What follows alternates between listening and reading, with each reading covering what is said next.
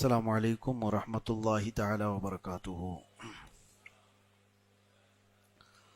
الحمد للہ الحنان المنان الذي خلق الانسان وعلمه البیان، والصلاة والسلام على رسوله سید الانس والجان، وعلى آلہ واصحابہ ذوی الخیر والاحسان، اما بعد فاعوذ باللہ من الشیطان الرجیم، بسم اللہ الرحمن الرحیم۔ محمد الرسول اللہ والذین معه اشداء علی الکفار رحماء بینہم، صدق اللہ مولانا العظیم۔ بارگاہ رسالت معاب صلی اللہ تعالی علیہ وسلم میں درود پاک کا ہدیہ پیش کریں۔ اللہم صلی علی سیدنا محمد معدن الجود والکرم وآلہ واصحابہ الکرام وابنہ الکریم وبارک وسلم صلاة دائمة سرمدا ابدا۔ محرم الحرام کی محافل سنیوں کے علاقوں میں خوب زور و شور سے چل رہی ہیں، اور ظاہر سی بات ہے میرے عزیزو، محرم کے آتے ہی ہم اہل بیت اطہار کا تذکرہ شروع کرتے ہیں۔ اگرچہ کچھ لوگوں کے پیٹ میں درد ہوتا ہے کہ یہ امام حسین رضی اللہ تعالی عنہ اور ان کے اصحاب، ان کی اولاد کا ذکر، کربلا کے واقعات، یہ سب سنیوں کے شروع کیے ہوئے معاملات ہیں، ورنہ زمانے اول میں اس سب چیزوں کا رواج نہیں تھا۔ ان ظالموں کو میں یہ جواباً کہتا ہوں، رسول اللہ صلی اللہ تعالی علیہ وسلم کے گھر والوں کا تذکرہ اسلام کی زندگی ہے، ان کی یاد ہمارا ایمان ہے، اور جس کے دل میں اہل بیت سے تھوڑی سی بھی بغض و عداوت ہوگی وہ منافق ہوگا، ایمان والا نہیں۔ اہل بیت کی محبت کو میرے آقا صلی اللہ تعالی علیہ وسلم نے ارشاد فرمایا کہ جو ان کی محبت میں دنیا سے چلا گیا، انتقال کر گیا، اسے اللہ تعالی شہادت کی موت عطا فرماتا ہے۔ اس کی موت شہادت کی کہلاتی ہے، جو محبت اہل بیت میں دنیا سے گیا۔ قرآن کی کئی آیتیں ہیں، کچھ ڈائریکٹلی کچھ انڈائریکٹ، اشارتاً کنایتاً، جو اہل بیت اطہار کی فضیلت پر آئی ہوئی ہیں۔ ان کی جب تفسیر آپ پڑھیں گے تو اس سے مراد اہل بیت ہی ہیں۔ لیکن میرے عزیزو، حضور پاک صلی اللہ تعالی علیہ وسلم کے گھر والوں کا تذکرہ، اہل بیت اطہار کا تذکرہ ہم کرتے ہی ہیں، لیکن تھوڑی سی تبدیلی سنیوں کے ہاں یہ ہے کہ ہم اہل بیت کا تذکرہ اسی انداز سے کرتے ہیں جیسے صحابہ کرام نے کیا تھا۔ اسی وجہ سے پہلے صحابہ کو بھی بیان کرنا ضروری ہو جاتا ہے۔ صحابہ کرام رضوان اللہ تعالی علیہم اجمعین، رسول اللہ صلی اللہ تعالی علیہ وسلم کی معیت میں اپنی زندگی گزارنے والے وہ جانثار ساتھی میرے آقا کے، ان کا تذکرہ بھی ختم نہیں کیا جا سکتا یا فراموش نہیں کیا جا سکتا۔ کچھ لوگوں کو یہ سوال ہوتا ہے کہ سال بھر آپ صحابہ، خلفائے راشدین کا ذکر کرتے نہیں، اور جب محرم میں ہم امام حسین اور اہل بیت کا ذکر کرتے ہیں تب آپ کو صحابہ کی یاد آتی ہے، خلفائے راشدین کی یاد آتی ہے۔ ان کا یہ بغض بتاتا ہے۔ میں تو یہ کہتا ہوں میرے عزیزو، صحابہ اور خلفائے راشدین کا ذکر ہم پہلے اس لیے کرتے ہیں تاکہ ہمیں اہل بیت کا ذکر کرنے کا صحیح ڈھنگ ملے، جو رسول اللہ صلی اللہ تعالی علیہ وسلم نے ہمیں سکھایا وہ صحابہ جانتے تھے، اور صحابہ نے جس طرح سے ہمیں بتایا اسی انداز سے اہل بیت کا ذکر کریں۔ اور یہاں سے ہم ایک شبہ کو بھی ختم کرنا چاہتے ہیں۔ وہ شبہ اس دور میں بہت زیادہ پنپ رہا ہے، اہل بیت کے نام سے مولا کائنات علی مرتضی رضی اللہ تعالیٰ عنہ کے نام سے، شہدائے کربلا کے نام سے دھیرے سے ہماری جماعت میں کچھ چوہے داخل ہو رہے ہیں جو رافضیت کی طرف لے جانا چاہتے ہیں سنیوں کو اور نوجوانوں کو یہ ورغلاتے ہوئے ایک ہی ذکر کی طرف لے جانا چاہتے ہیں جو ایک کالی قوم کرتی ہے۔ ہم اہل سنت و جماعت ہیں اور ہم اہل بیت اطہار کو اسی طرح سے چاہتے ہیں جیسے میرے آقا نے ہمیں فرمایا، حکم فرمایا، لیکن ساتھ ہی رسول اللہ کے صحابہ سے بھی محبت کرتے ہیں۔ اسی لیے بریلی کے امام احمد رضا خان فاضل بریلوی رضی اللہ تعالیٰ عنہ فرماتے ہیں، اہل سنت کا ہے بیڑا پار اصحاب حضور، نجم ہے اور ناؤ ہے عطرت رسول اللہ کی۔ نجم کس کو کہتے ہیں؟ نجم تارے کو کہتے ہیں۔ ناؤ کس کو کہتے ہیں؟ کشتی کو کہتے ہیں۔ اور یہاں پر نجم اور ناؤ دو مثالیں دی اعلیٰ حضرت نے۔ تمہارے پاس تارے بھی ہیں، تمہارے پاس کشتی بھی ہے۔ یہ دو حدیثوں کی طرف اشارہ کرتے ہوئے فرمایا۔ حضور پاک صلی اللہ علیہ وسلم کی ایک حدیث ہے، اصحابی کالنجوم بأیہم اقتدیتم اہتدیتم، میرے صحابہ تاروں کی مانند ہیں، تم جس کی پیروی کرو گے ہدایت پا جاؤ گے۔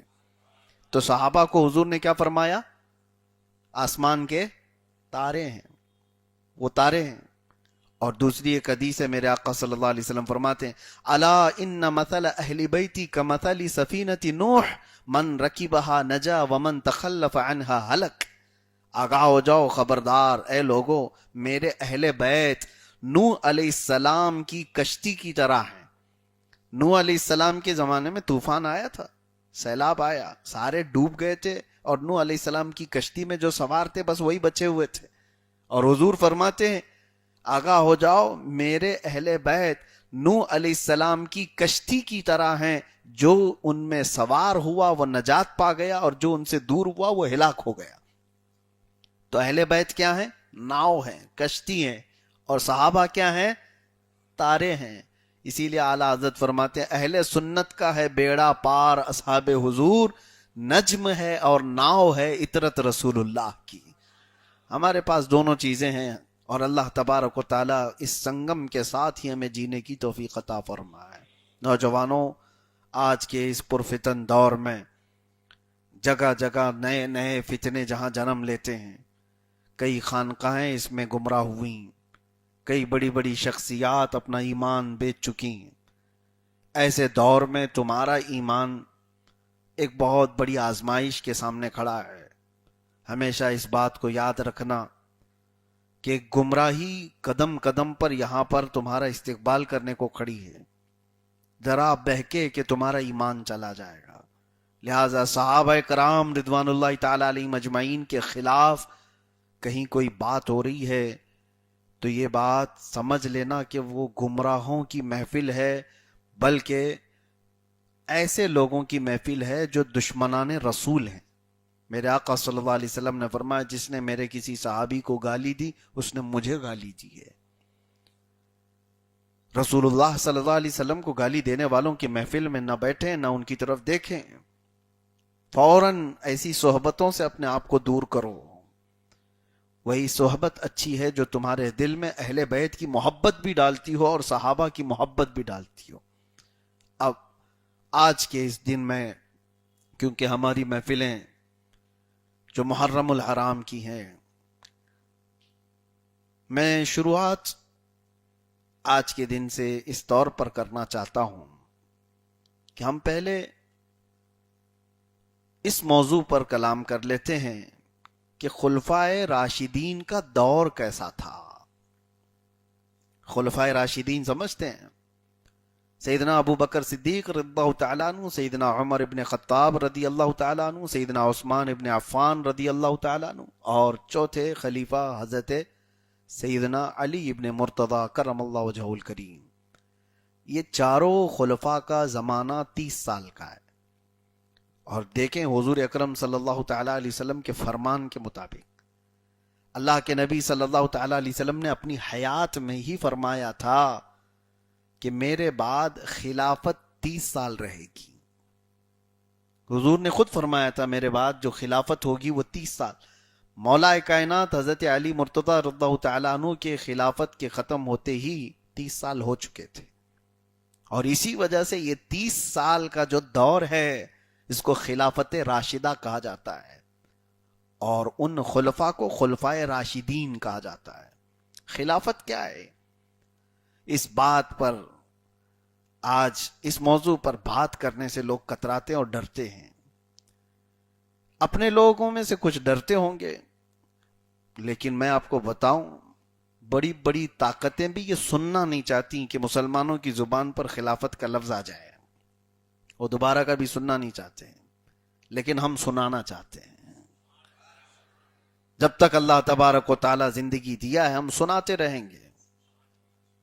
خلافت ایک نظام ہے، ایک دستور ہے جو اس کائنات میں میرے آقا صلی اللہ تعالی علیہ وسلم نے پیش فرمایا لوگوں کے سامنے. آج مجھے یہ بتاؤ، آپ کوئی اپنی محنت سے ایک پیٹنٹ بناتے ہیں کوئی بھی چیز تو پیش کرنے کا حق ہے کہ نہیں آپ کے پاس؟ آپ نے کوئی ریسرچ کیا، آپ کے ریسرچ کے تھیسس کہیں پیش کرنے کا آپ کو حق ہے کہ نہیں ہے؟ آپ نے پی ایچ ڈی کی، لوگوں کے سامنے رکھتے ہو کہ نہیں؟ آپ نے کتاب لکھی، لوگوں کے سامنے رکھتے ہو؟ آپ کے دماغ میں کوئی نظام آیا، اس کو لا کر کے لوگوں کے سامنے رکھ سکتے ہو کہ نہیں؟ کہ میں اپنے دماغ میں ایک نظام لایا ہوں. مثال کے طور پر بینکنگ سیکٹر میں کوئی بچہ کامرس فیلڈ کا محنت کرتا ہے اور وہ کہتا ہے میرے پاس ایک ایسا نظام ہے جو بینکوں کو ڈوبنے سے بچا سکتا ہے، تو دنیا اس کی سنے گی کہ نہیں سنے گی؟ وہ بندہ اگر لا کر کے ایک نظام پیش کرے کہ لوگوں کو بھی راحت ہوگی، بینکوں کو بھی ڈوبنے سے ہم بچا سکتے ہیں، میرے پاس ایک سسٹم ہے. دوسری طرف کوئی ایک بندہ کہتا ہے میں لوگوں کو سود کے اس جال میں پھنسنے سے بچانے کا سسٹم رکھتا ہوں، تو آپ جلدی سے کان کھڑے کریں گے، سنیں گے کہ نہیں؟ آج کے دور میں سب تو اس میں پریشان ہیں. لاؤ بھائی کون سا نظام ہے تمہارے پاس؟ کچھ لوگوں نے پیش بھی کیا اسلامک بینکنگ سسٹم. اسی طرح سے میں آپ کو بتا رہا ہوں دنیا میں ہر ایک کو حق ہے جو وہ ریسرچ کیا، جو اس کے دماغ میں اصول آئے یا جو نظام آیا، جو سسٹم آیا، وہ لا کر کے لوگوں کے سامنے رکھتا ہے. جتنے سائنٹسٹ ہیں انہوں نے اپنی تھیوریاں پیش کی کہ نہیں پیش کی؟ دنیا میں ان کی محنت تھی، ان کا ریسرچ تھا، آ کر کے انہوں نے اپنی تھیوری پیش کی. میرے دماغ سے یہ لگتا ہے کہ دنیا گول ہے، کوئی سائنٹسٹ کہتا ہے، اور کسی کی ریسرچ زمین کے بارے میں، آسمان کے بارے میں، تاروں کے بارے میں، سب جو سسٹم ہے وہ لوگوں کے سامنے پیش کرنے کا حق رکھتے ہیں. لیکن یہ دغلاپن ہے اس دنیا کا. یہ سارے لوگوں کو حق ہے اپنا سسٹم پیش کرنے کا، لیکن صرف مسلمانوں کو حق نہیں دیا جاتا کہ وہ خلافت کا سسٹم دنیا کے سامنے لا سکے. کیوں؟ یہ بھی ایک سسٹم ہے. خلافت ایک سسٹم ہے جو دنیا کے تمام نظاموں کو ایک بہترین راستہ دے سکتا ہے. پیش کرنے کا حق تو دو، نظام ہمیں بتانے کا حق تو دو. خلافت کی بات کریں گے تو یہ اٹھا لے جائیں گے اور پھر یہ کہیں کہ یہ شریعہ لاگو کرنے والے لوگ ہیں، یہ خلیفہ بنانے والے لوگ ہیں، یہ جہاد کی طرف لے جانے والے لوگ ہیں. میرے عزیزو، کسی ملک کو چلانے کے لیے کچھ اصول ہوتے ہیں، لا ہوتے ہیں، قانون ہوتے ہیں، سسٹم ہوتا ہے. کوئی ایک ملک فتح ہو گیا تو اس ملک کی یہ ذمہ داری ہوتی ہے کہ وہ آس پڑوس یا پوری دنیا کے ملکوں کا نظام دیکھے گا. ان کو نیا کچھ بنانا ہے تو کیا وہ غلط کر رہے ہیں؟ وہ پوچھیں گے برطانیہ، انگلینڈ کیسے چلتا ہے، امریکہ کیسے چلتا ہے، انڈیا کیسے چلتا ہے، افریقہ کیسے چلتا ہے. ایک نیا ملک پوچھے گا کہ ہم کو بھی ایک سسٹم چاہیے، تو 4-5 ملکوں کو دیکھ کر کے وہ اپنا سسٹم بنائے گا. ہمارے ہندوستان کا جو نظام بنا، یہ جو لا بنے، یہ ساری چیزیں ایسی ہی نہیں کہ آسمان سے ریویل ہو گئی تھی، یہ بھی کئی کنٹریز کے لا کو دیکھا گیا، سب کا سامنے رکھا گیا اور اس کے بعد لا بنا، ایک سسٹم بنا۔ میرے عزیزوں، ہم یہی کہتے ہیں کہ جب دنیا بھر کے سسٹم دیکھ کر کے آپ اپنا سسٹم بناتے ہو تو مصطفیٰ کا بنایا ہوا ایک سسٹم بھی تو دیکھ لو۔ میرے آقا صلی اللہ تعالی علیہ وسلم کا دنیا میں پیش کیا ہوا جو سسٹم ہے اسی کو خلافت کہتے ہیں۔ خلافت کا مطلب لوگوں نے آج پیر صاحب کے بعد جو خلیفہ ہوتا ہے اس کو سمجھ بیٹھے ہوں گے، ہاں دھڑا دھڑ جس کو چاہے اس کو خلافت دے رہے ہوتے ہیں، سبزی والا بھی خلیفہ، رکشے والا بھی خلیفہ، سارے لوگ خلیفہ۔ تو وہ خلیفہ نہیں مراد ہے یہاں پر، میں جو کہہ رہا ہوں وہ خلافت راشدہ جو رسول کریم صلی اللہ تعالی علیہ وسلم نے عطا فرمایا، بہت مضبوط سسٹم ہے۔ اس سسٹم کو دنیا نے ایکسپٹ کیا، کیسے؟ عام لوگوں کی بات نہیں کر رہا ہوں، اس دور میں ایکسپٹ کیا تھا جب سپر پاور طاقتیں تھی اس دنیا میں، رومن امپائر، پرشین امپائر، اور ان لوگوں کو ماننا پڑا تھا اسلام اور مسلمانوں کے اس نظام کو۔ وہ نظام خلافت راشدہ کیا ہے؟ میرے عزیزو، آؤ میں آپ کو بتاتا ہوں۔ اللہ کے رسول صلی اللہ تعالی علیہ وسلم کا وصال ہوا، جیسے ہی آپ صلی اللہ تعالی علیہ وسلم کی وفات ہوئی 632 عیسوی اور 11ویں ہجری تھی، تاریخ اسلامی ہجرت کے بعد کا 11واں سال تھا، 632 عیسوی چل رہی تھی۔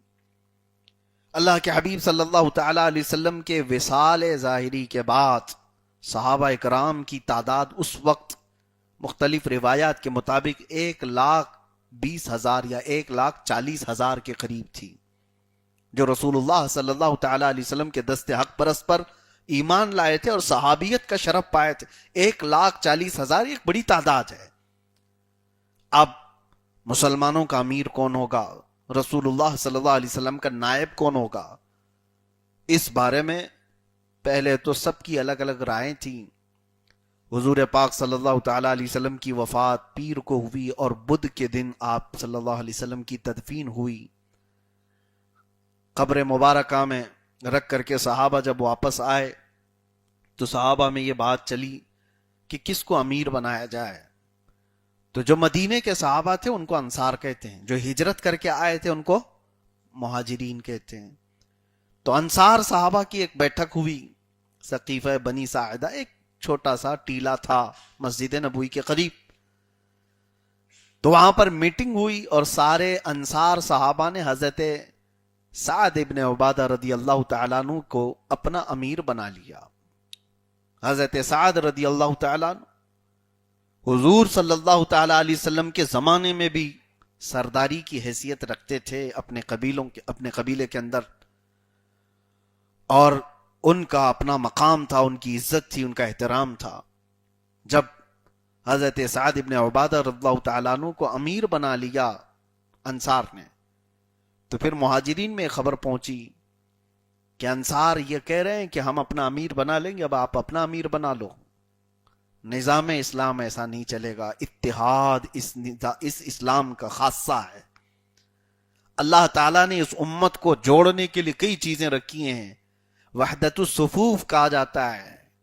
پوری دنیا میں یہ سسٹم نہیں ہے جو مسلمانوں کے پاس صفوں کا نظام ہے، کسی کے پاس نہیں ہے۔ جو ہم مسجد میں صفیں لگاتے ہیں اس میں وحدت ہے، کون امیر ہے کون غریب ہے ہم پلٹ کر کے بھی نہیں دیکھتے ہیں، ہمارے کندھے سے کس کا کندھا لگا ہمیں خبر بھی نہیں ہوتی۔ کبھی سوچا آپ نے کہ کوئی گیرج میں کام کرنے والا میرے قریب آ کر کھڑا ہوا ہے؟ نہیں، آپ چاہے وقت کے امیر ہوں، اگر کوئی غریب کھڑا ہے تو آپ کو کندھا لگانا ہوگا۔ یہ وحدت الصفوف اسلام کا خاصہ ہے۔ اسی طرح سے نظام کے درمیان جب 2 امیر یا 3 امیر یا 4 امیر بن جائیں تو پھر تو ٹوٹنا طے ہو جاتا۔ مہاجرین آئے، ان میں سے حضرت عمر ابن خطاب رضی اللہ تعالیٰ عنہ، ابو عبیدہ بن جراح رضی اللہ تعالیٰ عنہ اور کئی صحابہ آئے۔ جب انہیں خبر ہوئی کہ انصار اپنا امیر بنا چکے تو انہوں نے کہا کہ یہ اختلاف ہو جائے گا. حضرت عمر رضی اللہ تعالیٰ عنہ حضرت ابو بکر صدیق رضی اللہ تعالیٰ عنہ کو لے آئے. سیدنا ابو بکر صدیق رضی اللہ تعالیٰ عنہ اس وقت ایک خطبہ دیتے ہیں اور انصار کی فضیلت میں بیان کرتے ہیں. اے انصار، اے جماعت انصار، تمہاری فضیلت مسلم ہے، تمہارے احترام، تمہارے اکرام سب مسلم ہے، تمہاری فضیلت کا کوئی انکار نہیں کر سکتا. تم وہ جماعت ہو جو رسول اللہ کی مددگار تھی، تم وہ جماعت ہو جس کی طرف ہجرت کر کے میرے آقا آئے، تمہارے وطن کو حضور نے اپنا وطن بنایا، تم نے اپنے گھر سب کے لیے کھول دیے، اپنے مال اسباب سب کے لیے کھول دیے، تمہاری فضیلت اپنی جگہ پر. لیکن ایک بات یہ بھی یاد رکھو، مہاجرین جو ہجرت کر کے آئے وہ رسول اللہ کے قرابت دار تھے، رشتہ دار بھی ہیں، انہوں نے اپنے گھر چھوڑے ہیں، اپنے جائیدادیں چھوڑی ہیں، اپنا وطن چھوڑا ہے اللہ اور اس کے رسول کے لیے. اور یہ مہاجرین وہ لوگ ہیں، انہوں نے اس وقت اسلام قبول کیا جب سارا مکہ حضور کی دشمنی پر تلا ہوا تھا. انہوں نے مکہ والوں کے سختیاں برداشت کی ہیں، رسول اللہ صلی اللہ تعالی علیہ وسلم کے ساتھ شانہ بشانہ کھڑے رہے. لہذا اللہ کے نبی صلی اللہ تعالی علیہ وسلم مہاجرین کو بھی پسند فرماتے تھے، تو مہاجرین کا بھی اپنا حق ہونا چاہیے. تو اسی اسنا میں مہاجرین اور انصار کی باتیں چل رہی تھیں تو حضرت عمر فاروق رضی اللہ تعالیٰ عنہ کے ایک جملے نے یہ پورا اختلاف ختم کیا. سیدنا عمر ابن خطاب نے کھڑے ہو کر کے کہا، اے جماعت انصار، اے جماعت مہاجرین، آؤ اس بات پر اتفاق کرتے ہیں رسول اللہ صلی اللہ علیہ وسلم نے اپنی زندگی میں جس کو اپنی نمازوں کا امام بنایا، ہم اپنی خلافت میں اس کو امام کیوں نہ بنائیں. حضور پاک صلی اللہ تعالی علیہ وسلم جب علالت پر آئے، آخری وقت تھا، تو حضور اکرم صلی اللہ علیہ وسلم نے حضرت ابو بکر صدیق کو اپنے مصلی امامت پر کھڑا کیا تھا. 17 نمازیں انہوں نے حضور کی زندگی میں مسجد نبوی میں پڑھائی. تو جب اللہ کے نبی صلی اللہ تعالی علیہ وسلم نے ان کو امام بنایا مسجد نبوی کا، تو حضرت عمر کیا کہتے ہیں، جس کو رسول اللہ نے ہمارے دین کے لیے پسند کیا، ہم اپنی دنیا کا امیر اس کو کیوں نہ بنائیں.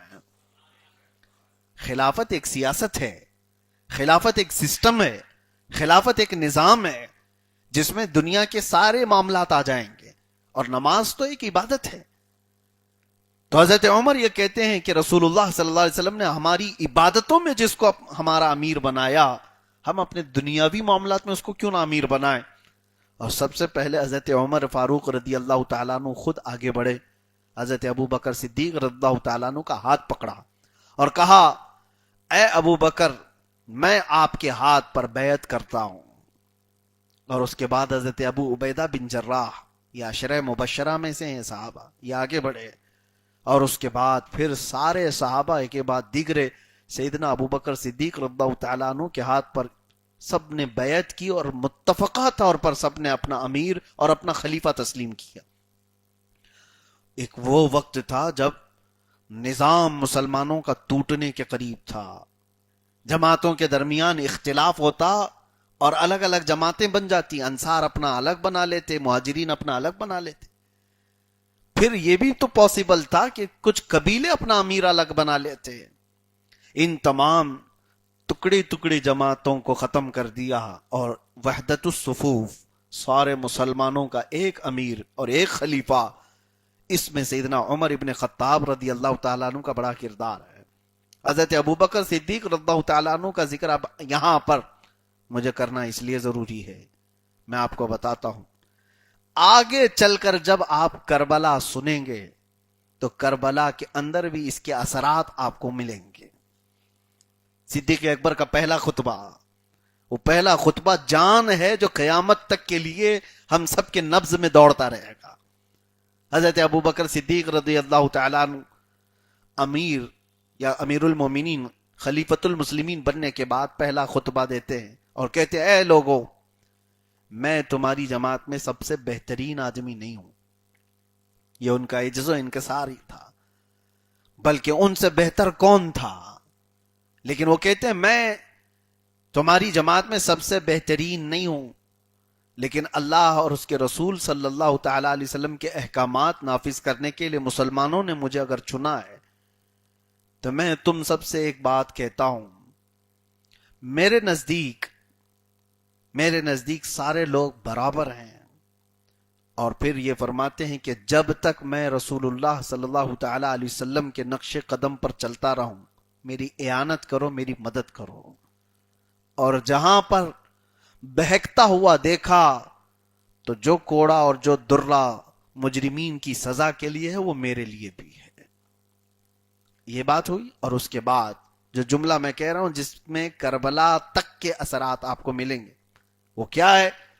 آپ نے فرمایا ہر خلیفہ کو، ہر امیر کو اس وقت تک مانو جب تک وہ رسول اللہ کے قدموں پر کھڑا ہوا ہے، نقش قدم پر کھڑا ہوا ہے۔ جہاں وہ شریعت سے ہٹا تو پھر تم اس کی اعانت نہ کرنا، ورنہ ظالم کہلاؤ گے۔ یہی وہ اثر ہے جو کربلا کے میدان میں بھی دیکھنے کو ملتا ہے۔ سیدنا امام حسین رضی اللہ تعالیٰ عنہ کیوں نہیں تسلیم کر رہے تھے یزید کو امیر؟ اس لیے کہ ہمارے ابتدائی اسلامی دنوں میں ہی یہ گٹھی میں پلا دیا گیا تھا، خلیفہ وہی ہے جو رسول اللہ کی سنتوں پر قائم ہے، خلیفہ وہی ہے، امیر وہی ہے جو رسول اللہ کی شریعت کا محافظ ہے۔ اور جہاں کوئی شریعت کی دھجیاں اڑا رہا ہے، ہمیں تو بچپن میں ہی صدیق اکبر رضی اللہ تعالیٰ عنہ کی خلافت کے پہلے خطبے میں بتا دیا گیا تھا کہ اس کے بعد پھر ایسے کسی خلیفہ کا معاون یا مددگار ہونا ظالم ہونے کے برابر ہے۔ عزیزان گرامی، خلافت راشدہ جو تھی وہ اس روئے زمین کی سب سے بہترین حکومت، اس روئے زمین کی سب سے بہترین حکومت۔ حضرت عمر ابن خطاب رضی اللہ تعالیٰ عنہ دوسرے خلیفہ ہیں، حضرت عثمان ابن عفان رضی اللہ تعالیٰ عنہ تیسرے خلیفہ ہیں، حضرت علی مرتضی رضی اللہ تعالیٰ عنہ چوتھے خلیفہ ہیں۔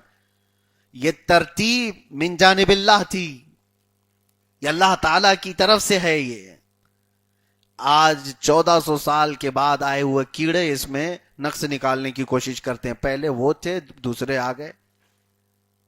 تم آج اپنے باپ داداؤں کو نہیں پہچان پاتے ہیں، اور وہ خلافت راشدہ کے درمیان جہاں اجلہ صحابہ موجود تھے، وہ صحابہ بھی ایسے ایسے صحابہ موجود تھے جو کسی بھی رعب و دبدبے سے دبنے والے نہیں تھے۔ وہ صحابہ وہاں موجود تھے مدینے میں جنہوں نے قیصر روم کو گھٹنے ٹیکنے پر مجبور کیا تھا۔ وہ صحابہ موجود تھے وہاں پر جنہوں نے جنگوں میں سب سے پہلے حضرت ابوبکر صدیق کی خلافت کے بعد جو پہلا محاذ آیا، آپ کو پتا ہے کیا تھا؟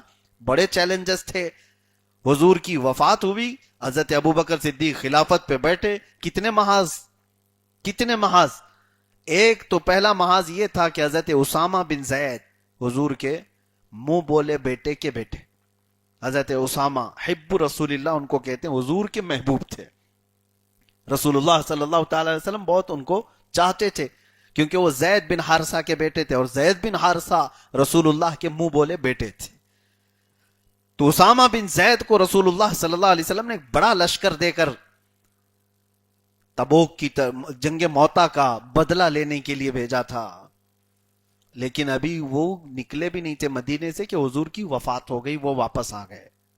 ٹھیک ہے، ایک بہت بڑا لشکر تھا، حضرت اسامہ بن زید کی عمر اس وقت 19 سال کی تھی، 19 سال کا سپہ سالار 10 سے 12 ہزار کا لشکر لے کر جا رہا ہے جنگ موتا، وہی جنگ موتا جس میں حضرت جعفر طیار شہید ہوئے تھے، جس میں حضرت زید بن حارثہ شہید ہوئے، جس میں عبداللہ بن رواحہ شہید ہوئے، وہی جنگ موتا جس کو بعد میں حضرت خالد بن ولید نے فتح کیا تھا۔ وہ فرماتے ہیں اس ایک جنگ میں حضرت خالد بن ولید کی 9 تلواریں ٹوٹی تھیں، کئی صحابہ شہید ہوئے تھے، بہت سخت ایک جنگ تھی۔ اس جنگ میں وہ ہمارے شہید صحابہ کا بدلہ انتقام تھا جس کے لیے رسول اللہ صلی اللہ تعالی علیہ وسلم نے حضرت اسامہ بن زید کو بھیجا تھا، لیکن وہ واپس آئے۔ حضرت ابوبکر صدیق خلافت کو یا خلافت کے مسند پر بیٹھتے ہی پہلا فیصلہ لیتے ہیں کہ اسامہ بن زید کو بھیجا جائے گا، اور اسی وقت کچھ علاقوں میں زکوٰۃ کے منکرین پیدا ہو گئے، کہا کہ اب ہم زکوٰۃ نہیں دیں گے، وہ رسول اللہ کی حیات میں دیتے تھے، اب نہیں دیں گے، جب نبی نہیں ہے تو اب زکوٰۃ بھی نہیں۔ زکوٰۃ اسلام کا ایک پلر ہے، اس کا انکار کرنا کفر ہے۔ آپ کو پتا ہے نا 5 پلرز آف اسلام، شروع سے پڑھتے آ رہے ہیں، ارکان اسلام، کلمہ شہادت، نماز، روزہ، زکوٰۃ اور حج۔ یہ ایک پلر کا انکار کر دینا، اس کو ڈھا دینا، زکوٰۃ کے منکرین پیدا ہوئے۔ اسی زمانے میں ایک شخص ہے مسیلمہ، اس نے اپنے نبی ہونے کا دعویٰ کر دیا، فوج بھی بنا لی، علاقہ بھی ایک فتح کر لیا۔ ایک طرف یہ یمن کے علاقے میں اسود عنسی نام سے اس شخص نے بھی نبوت کا اعلان کر دیا۔ ایک طلیحہ نام کا تھا، اس نے اپنی ایک جماعت بنا لی۔ کتنے ہو گئے؟ اتنے سارے محاذ پر حضرت ابوبکر صدیق کہتے ہیں میں اکیلا لڑوں گا۔ فیصلہ لیا، کہا کہ اسامہ بن زید کو بھیجو جہاں پر رسول اللہ نے انہیں بھیجا تھا۔ صحابہ سب آپس میں کہنے لگے مسیلمہ کذاب سے بھی مقابلہ کرنا ہے، اسود عنسی سے بھی مقابلہ کرنا ہے، منکرین زکوٰۃ سے بھی مقابلہ کرنا ہے، اور وہ طلیحہ سے بھی، اتنے سب سے، اور اسامہ بن زید کے ساتھ 10-12 ہزار کا لشکر بھی دے کر بھیج رہے ہو۔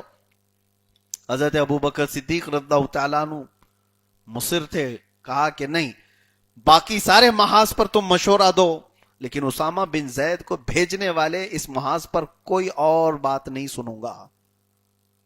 حضرت عمر فاروق رضی اللہ تعالیٰ عنہ کو صحابہ آگے کرتے ہیں اور کہتے ہیں ابو بکر کو سمجھاؤ، اتنے محاذ پہ ایک ساتھ ہی لڑنا مناسب نہیں ہے۔ حضرت عمر آئے اور کہا کیا آپ نے یہ جو فیصلہ لیا آپ کو صحیح لگتا ہے؟ ابھی اس وقت اسامہ بن زید کو نہ بھیجا جائے تو اچھا ہوتا۔ تو حضرت عمر پر صدیق اکبر کا جو جلال تھا وہ پہلی بار میں نے کتابوں میں پڑھا۔ حضرت ابوبکر صدیق جلال میں، اور کہا اے عمر تجھ پر تیری ماں روئے، کہا تجھ پر تیری ماں روئے، کیا تم میرے بارے میں یہ گمان کرتے ہو کہ میں اس شخص کو روکوں جس کو رسول اللہ نے بھیجا تھا؟ اسامہ بن زید کو کسی اور نے نہیں، رسول اللہ نے بھیجا تھا۔ اس لشکر کو میں روکوں جس کو اللہ کے نبی نے بھیجا تھا؟ اور پھر فرماتے ہیں مدینہ پورا خالی ہو جائے، درندے آ کر کے میرا گوشت نوچ لیں، تب بھی میں اپنا فیصلہ نہیں بدلوں گا۔ حضرت عمر سر جھکائے باہر آئے اور لوگوں کو بہت چلایا اور کہا تم لوگوں کی وجہ سے مجھے ڈانٹ پڑی حضرت ابو بکر صدیق سے، تم سب نے مجھے آگے بڑھایا اور اتنا جلال میں نے نہیں دیکھا تھا۔ اور پھر کہتے ہیں حضرت عمر واللہ خدا کی قسم میں نے دیکھ لیا کہ حضرت ابو بکر صدیق کا سینہ ایمان سے کتنا بھرا ہوا ہے، یقین سے بھرا ہوا ہے، چھوڑ دو۔ تو لوگوں نے کہا چلو وہ لشکر تو بھیج دیا جائے، لشکر تو جائے گا، رسول اللہ نے بھیجا تھا، سپہ سالار بدل دو، 19 سال کا جوان لڑکا ہے اسامہ بن زید، کوئی بہت بہترین اچھا سپہ سالار بھیجا جائے، کیونکہ جنگ موتا کا وہ انتقام لینا ہے جہاں بڑے بڑے صحابہ شہید ہوئے۔ تو حضرت ابوبکر کے پاس دوبارہ یہ بات آئی، کہا کہ اسامہ بن زید کو بدل کر کے کوئی دوسرا سپہ سالار۔ حضرت ابوبکر صدیق پھر جلال میں آئے اور کہا اس شخص کو گھوڑے سے کوئی نہیں ہٹا سکتا جس کو رسول اللہ نے بٹھایا ہو، میری کوئی حیثیت نہیں۔ اور اس کے بعد خود آئے، اسامہ بن زید رضی اللہ تعالیٰ عنہ کو گھوڑے پر بٹھایا۔ جس وقت صدیق اکبر کی عمر 60 سال کی ہے، 19 سال کے جوان کو گھوڑے پر بٹھائیں اور نکیل خود پکڑ کر کے چلنے لگے مدینے سے باہر تک، پیچھے فوج ہے، سپہ سالار کو گھوڑے پر بٹھایا اور رسی پکڑ کر چلنے لگے۔ احترام خلیفۃ المسلمین کا کون نہیں کرتا؟ یار غار رسول کا ادب کون نہیں کرتا؟ رسول اللہ کے عزیز ترین صحابی کا ادب کون نہیں کرتا؟ اسامہ بن زید اتر آئے، گھوڑے سے کہا، صدیق اکبر رضی اللہ تعالیٰ عنہ سے کہا اس طرح مجھے زیب نہیں دیتا کہ مجھ جیسا ایک چھوٹا لڑکا گھوڑے پر سوار ہو اور وقت کا خلیفہ گھوڑے کی رسی پکڑ کر کے جائے۔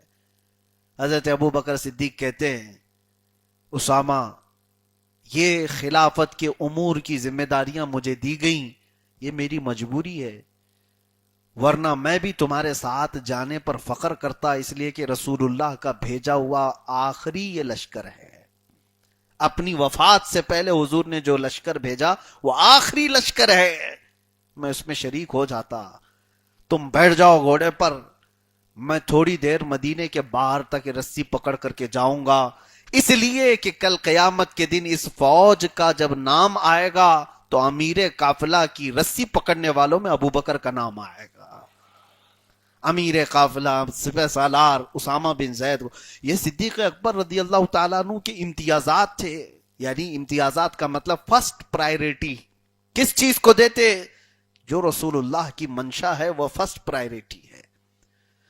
یہ سارے محاذوں پر ایک ساتھ لڑائیاں ہوئیں اور اللہ کا فضل دیکھیں, اسامہ بن زید بھی فتح یاب ہو کر لوٹے, اور مسیلمہ کذاب جو دجال نبوت کا دعویٰ کیا تھا اس کا بھی خاتمہ ہوا, اسود انسی اس کا بھی خاتمہ ہوا, طلیحہ اس کا بھی خاتمہ ہوا, منکرین زکوٰۃ پر بھی قابو پایا گیا.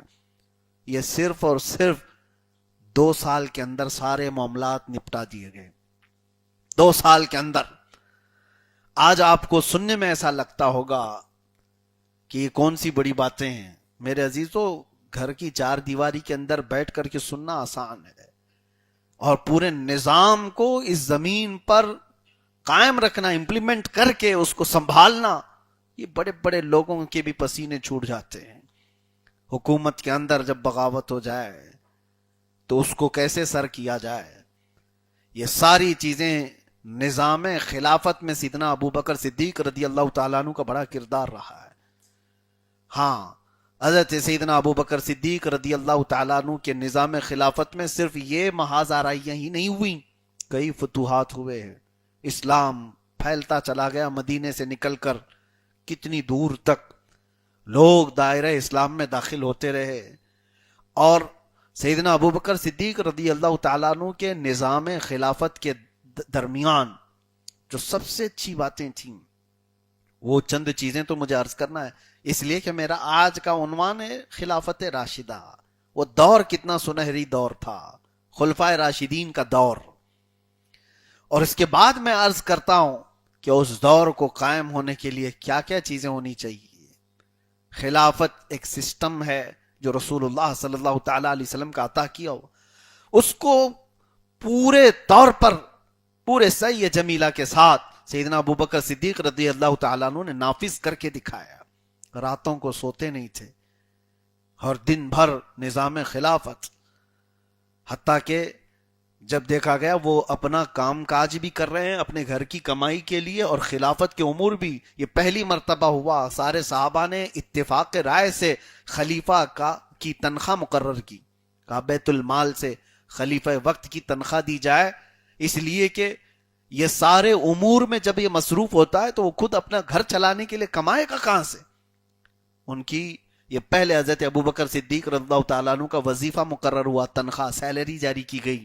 لیکن وہ سیلری تھی کتنی, وہ تنخواہ کتنی تھی, وہ تنخواہ کتنی تھی آپ کو میں بتاؤں. کئی دن گزر گئے, حضرت ابو بکر صدیق کی بیوی ان کے حالات دیکھ کر کہتی ہیں کہ کبھی تو ہم نرم غذا کھا لیں, یعنی نرم غذا نہیں ملتی ہوگی اتنی تنخواہ میں. کہا حضرت ابو بکر صدیق نے کیا کھانا چاہتی ہو اور کیا کھلانا چاہتی ہو. کہا آپ روزانہ تھک جاتے ہیں اور خلافت کے امور اتنے ہیں کہ ذہن پر دماغ پر کتنا دباؤ ہوتا ہے, کبھی گھی روٹی کھا لیں یا کبھی شہد روٹی کھا لیں, تھوڑا نرم غذا تو کھا لیں طاقت آ جائے. تو حضرت ابو بکر صدیق نے کیا کہا اپنی بیوی سے, کہا میرے پاس اتنے پیسے نہیں کہ بازار سے گھی یا شہد خرید سکوں, اتنا نہیں ہے ہمارے پاس.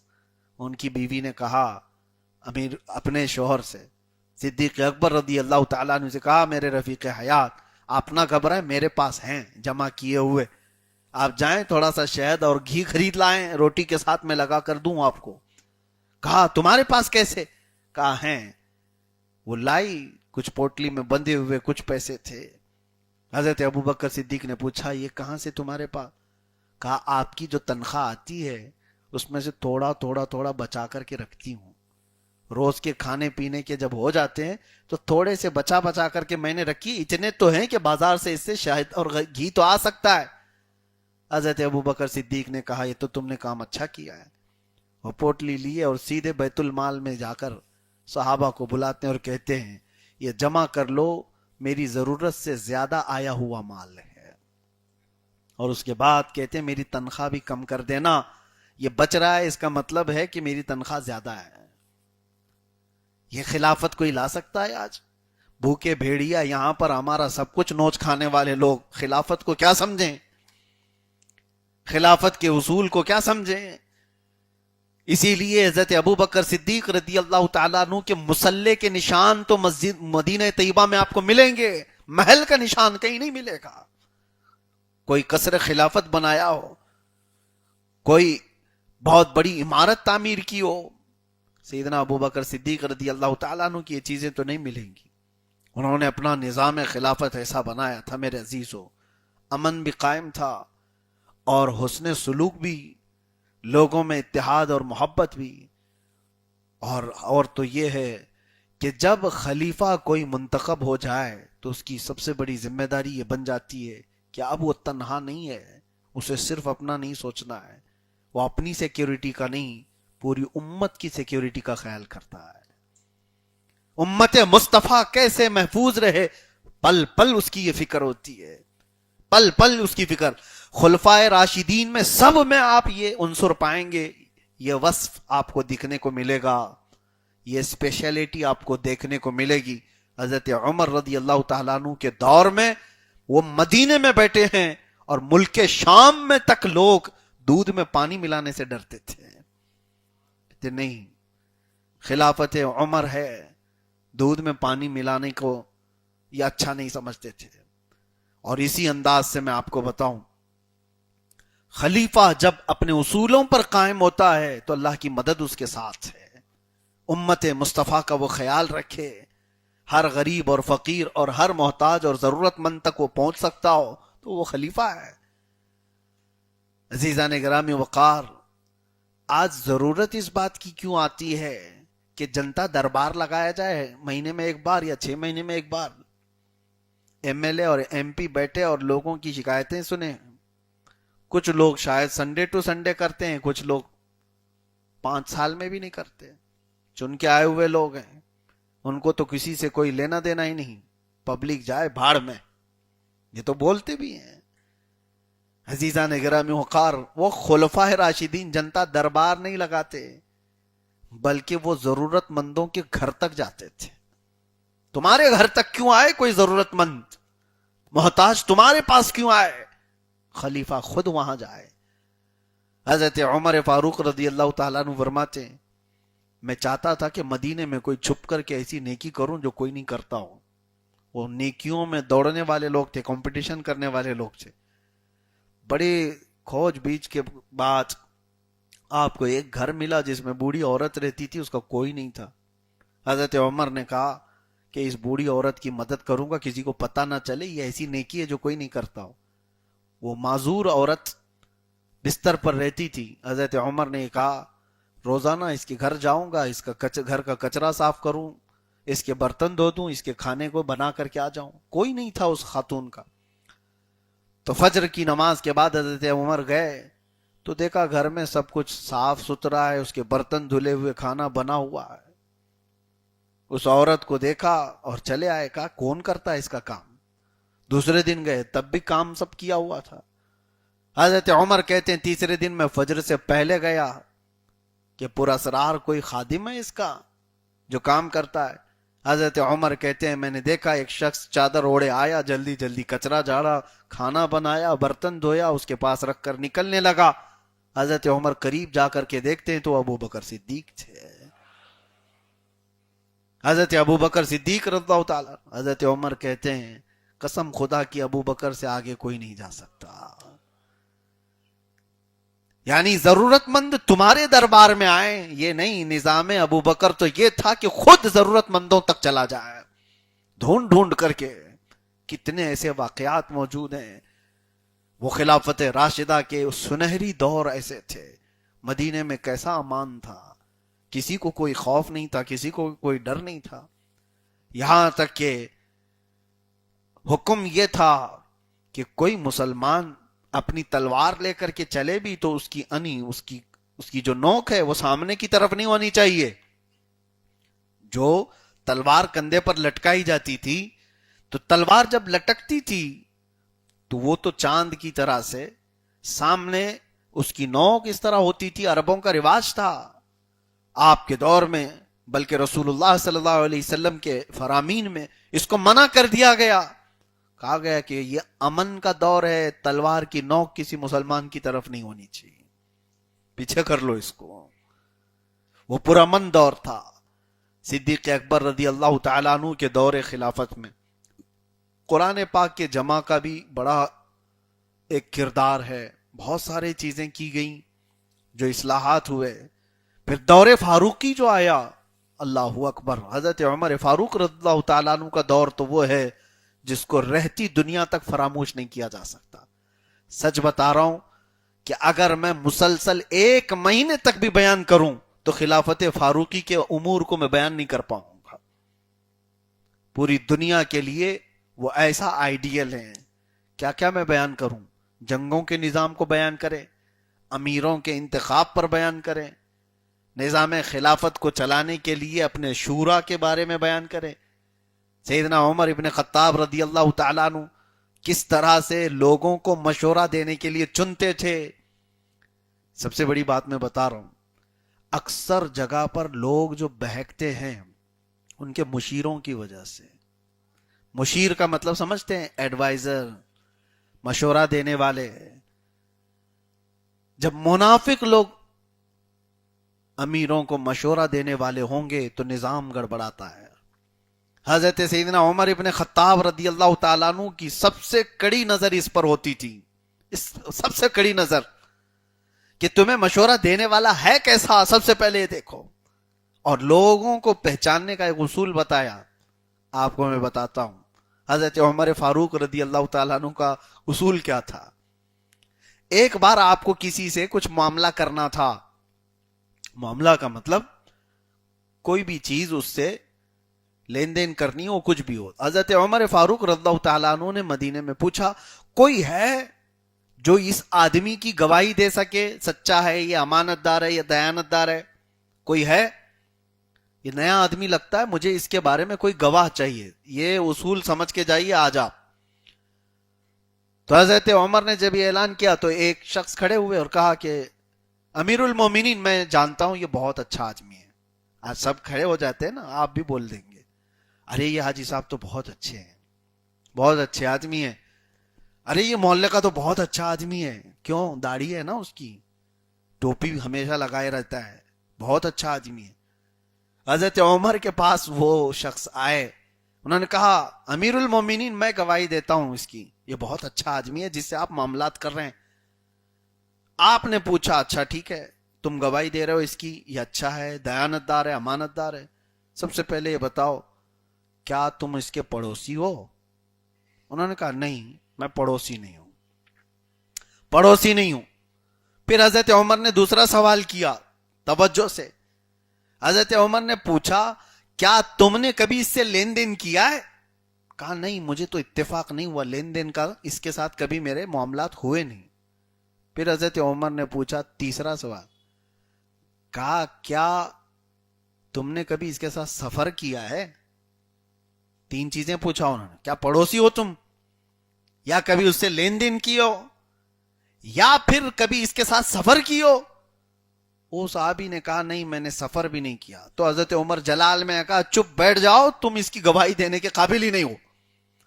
مجھے پتا ہے تم نے اس کو اچھا کہا, دیانت دار کہا, کہاں دیکھا, مسجد میں دیکھا نا اس کو. انہوں نے کہا, ہاں اس کو تو میں 5 وقت نماز پڑھتے ہوئے تو دیکھتا ہوں. حضرت عمر کہتے ہیں, جس کو صرف مسجد میں دیکھ رہے ہو اس کی گواہی نہ دو. حضرت عمر کا یہ مزاج تھا, کہا اس سے معاملات کیے ہوئے ہو یا اس کے پڑوسی ہو تو پھر دیکھو کس طرح کے معاملات کرتا ہے. انسان اپنی ساری حقیقتیں صرف مسجد میں نہیں کھولتا, اس کے ساتھ جب معاملات ہوتے ہیں تب وہ حقیقت کھلتی ہے, کتنا سچا ہے, لین دین میں کیسا ہے. میرے عزیزو, حضرت عمر فاروق رضی اللہ تعالیٰ عنہ سب سے زیادہ اس بات پر فوکس کرتے تھے کہ مشیر کیسا ہے, مشورہ دینے والا کیسا ہے, اور نظام بہترین چلتا تھا.